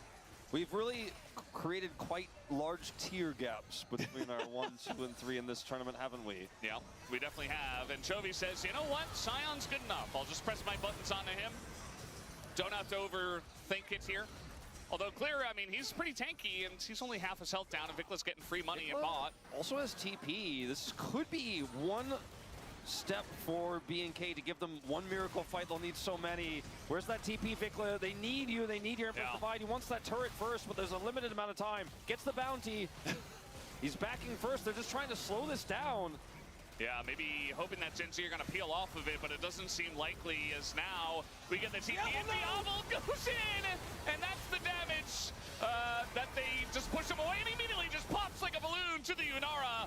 And you see Vicla as well trying to survive on the right side. He's going to get rooted up, and that'll be the end of him. The quadra kill for Ruler. He is screaming for the Penta, and you know they're going to give it to him. Penta kill for Ruler in the LCK Cup Grand Finals. A Penta in the finals, and I guess Vicla got his Shadow Flame. You know, he put it together. He wasn't going to come to that fight early. He said, I'm getting this turn, I'm going to get Shadow Flame, I'll be right there. But the rest of his team was dead upon arrival. And the Diavolution this time is 0-5. And Gen G dominate, crush this finals like they crushed all tournament long. BNK took one game off of them. That's the only scratch they had all tournament long. But on the second time of asking, they dropped 0. Gen G are a different beast. And BNK, they came up here and they found out immediately what it's like to play against Gen G on this stage. And the tier list of LCK Cup remains with Gen G up there at least. And nobody was really able to scratch them. DK got one game. BNK got one game in their last best of 5. And that was it. They only dropped 2 games this entire LCK Cup. And there it is, your 2026 LCK Cup champion, Gen G Esports. They are the best team currently in the LCK, and nobody comes close. And despite that lack of world championship here for Chovy, still you cannot deny that he and this squad have run the global League of Legends circuit for a long time now. They have been at the forefront, and sure, they lost that LCK summer to Hanwha Life. They couldn't get the qualification for first stand last year, but they come in as first seeds this time with the LCK Cup in tow. And it's been their dominant performances throughout both regular season, translate to playoffs, and even internationally picking up titles like Esports World Cup last year. There's really just one trophy in the chest that's missing, and this is the start of the year. This is where you take your first steps. Let's see if this team, who's been together already for a year now with this full roster, can break the ceiling and break the plateau. Because that's the question on everyone's mind, and that's what being Gen G is to drop 2 games of this whole tournament. And still one of the top comments will be, well, will they win Worlds? We'll have to wait and find out, Valdez. But it's just, again, another amazing start for this elite super team. It feels like we shouldn't have had any doubt. And Atlas was the only 3-0 prediction. The Atlantis strikes again. And after seeing these games today, I feel like we should have known that it was going to be one-sided. We get only 6 out of the potential 10 games, as now individual players are going to be lifting the trophy. Every player had a part to play. But there was one who rose above the rest, Wolf. And he will raise the trophy now. the loudest cheer I think I've heard since we've been here. An incredible, incredible performance from Canyon today. Well, might have outdone it with this cheer. Yeah. Chovy had an amazing game 3. There's no doubt about that. And a great series and a great tournament. But it's just a team effort. You know, this team just doesn't make mistakes. And if you make one mistake against them, it's the last thing you'll do. Ryu. Yeah! Yeah, get in there. He just beat his former team. Yeah. Proved to the world here that a little bit more of a strong roster, he can turn this team into something even more fearsome. Because I think we have seen an evolution of Gen G here with this roster already in just really the first 2 months of 2026. Chovy, 35,000 damage. Diablo and Vikla not really coming close. Less than that combined. And yeah, Chovy pulls out the ante in game 3. Nice little trump card there against Vikla's Azir. You remember Vikla was able to get the solo kill on Akali against Chovy's Azir, and that was a big talking point for this matchup in their last best of 5. But then Chovy was like, nah, I'm just better in that one and this one. And I think he topped it off really well there with that Annie performance. So props to Chovy, he's looking great. Everybody on Gen G in form. They come to Hong Kong, win 3 games, and that's it. They don't have to do anything else.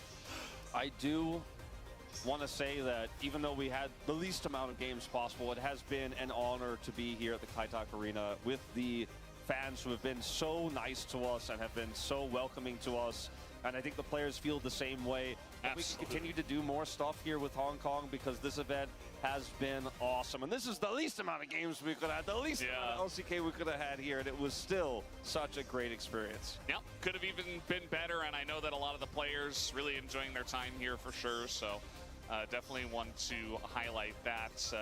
Huge crowd as well, awesome atmosphere, everybody just passionate to come down and support the LCK.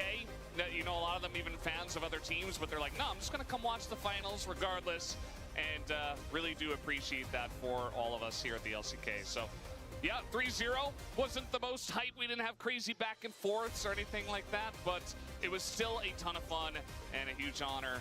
Do want to echo that sentiment to be here and do the Hong Kong LCK Cup finals. Yeah, and I think for B&K, my closing thoughts are massive improvements have been made. I think this is going to be an experience that stays with these players forever. They got to feel both the 3-0 stomp and got to be the ones who received it themselves in the next day in front of a crowd like this. Psychologically, experience-wise, what you could take away from this tournament is so much. And with Ryu, you know, gone away from them now, their new coaching staff is going to have to figure out how to get pick these pieces up and bring this team to LCK. We know this team could do great things. They look like a legend group team, but let's see what the rest of the year holds. Yeah, I think they absolutely are. B&K, still a, you know, somewhat young roster, especially with guys like Diablo and even Raptor, to still have a lot of time in their careers, and they've been huge pillars of their team. But yeah, I mean, that kind of closes out for the side of B&K, for the side of Gen G. I mean, no notes really. I mean, we're about to hear from them pretty soon what they think about this tournament. We just need to see more, you know, because they really haven't done anything wrong here, and not for the rest of the LCK Cup as well. So, yeah, just hoping they can continue with this form into LCK and then eventually Internationals and try to just stack the trophy case even more, because definitely the best team here at the LCK Cup by far. And, yeah, any other thoughts, Wolf? It's just been awesome. I am really looking forward to LCK. This playoffs, this LCK Cup group battle showed that I think the gap between all of our teams, maybe here at the very end, looked a little bit high, but overall during the season here that we had for LCK Cup was a lot closer than I think it was last year. So hoping for a really competitive season. I think we're going to get it. Absolutely. Well, guys, I'm going to hand it over to Deer for the translation of the rest of the show. Take care and have a good night. And up, guys. Okay, that was a stomp. This game should have been an email, because oh my god. Alright, so what's next? LEC, CS, LPL. LCS. What's happening in other leagues? So LC finals. G2 versus KC in 6 hours. Lion versus C9. Then tomorrow is Test versus Weibo. And then whoever wins that gets to beat AL. Plays AL. And then BLG versus JDG. And then there's still the playoff. The finals are going to be next week, March 8th. And that's from March until March 8th. Okay. Then there is going to be first hand March 16th to March 22nd. And then there's going to be regional splits again from March 30th to 21. Then MSI. Another regional split. The regional split, first hand, regional split, MSI, regional split, world. So that's the thing. Okay. Anyways, glad you guys, hopefully you have enjoyed, even though it's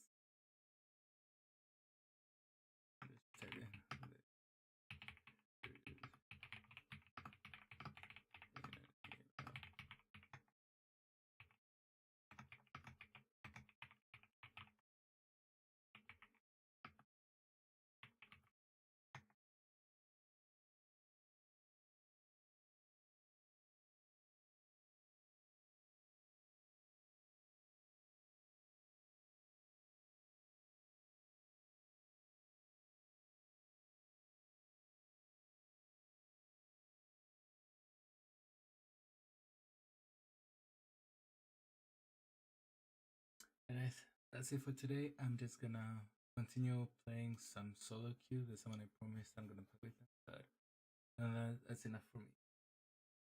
GG's and good night. Bye bye.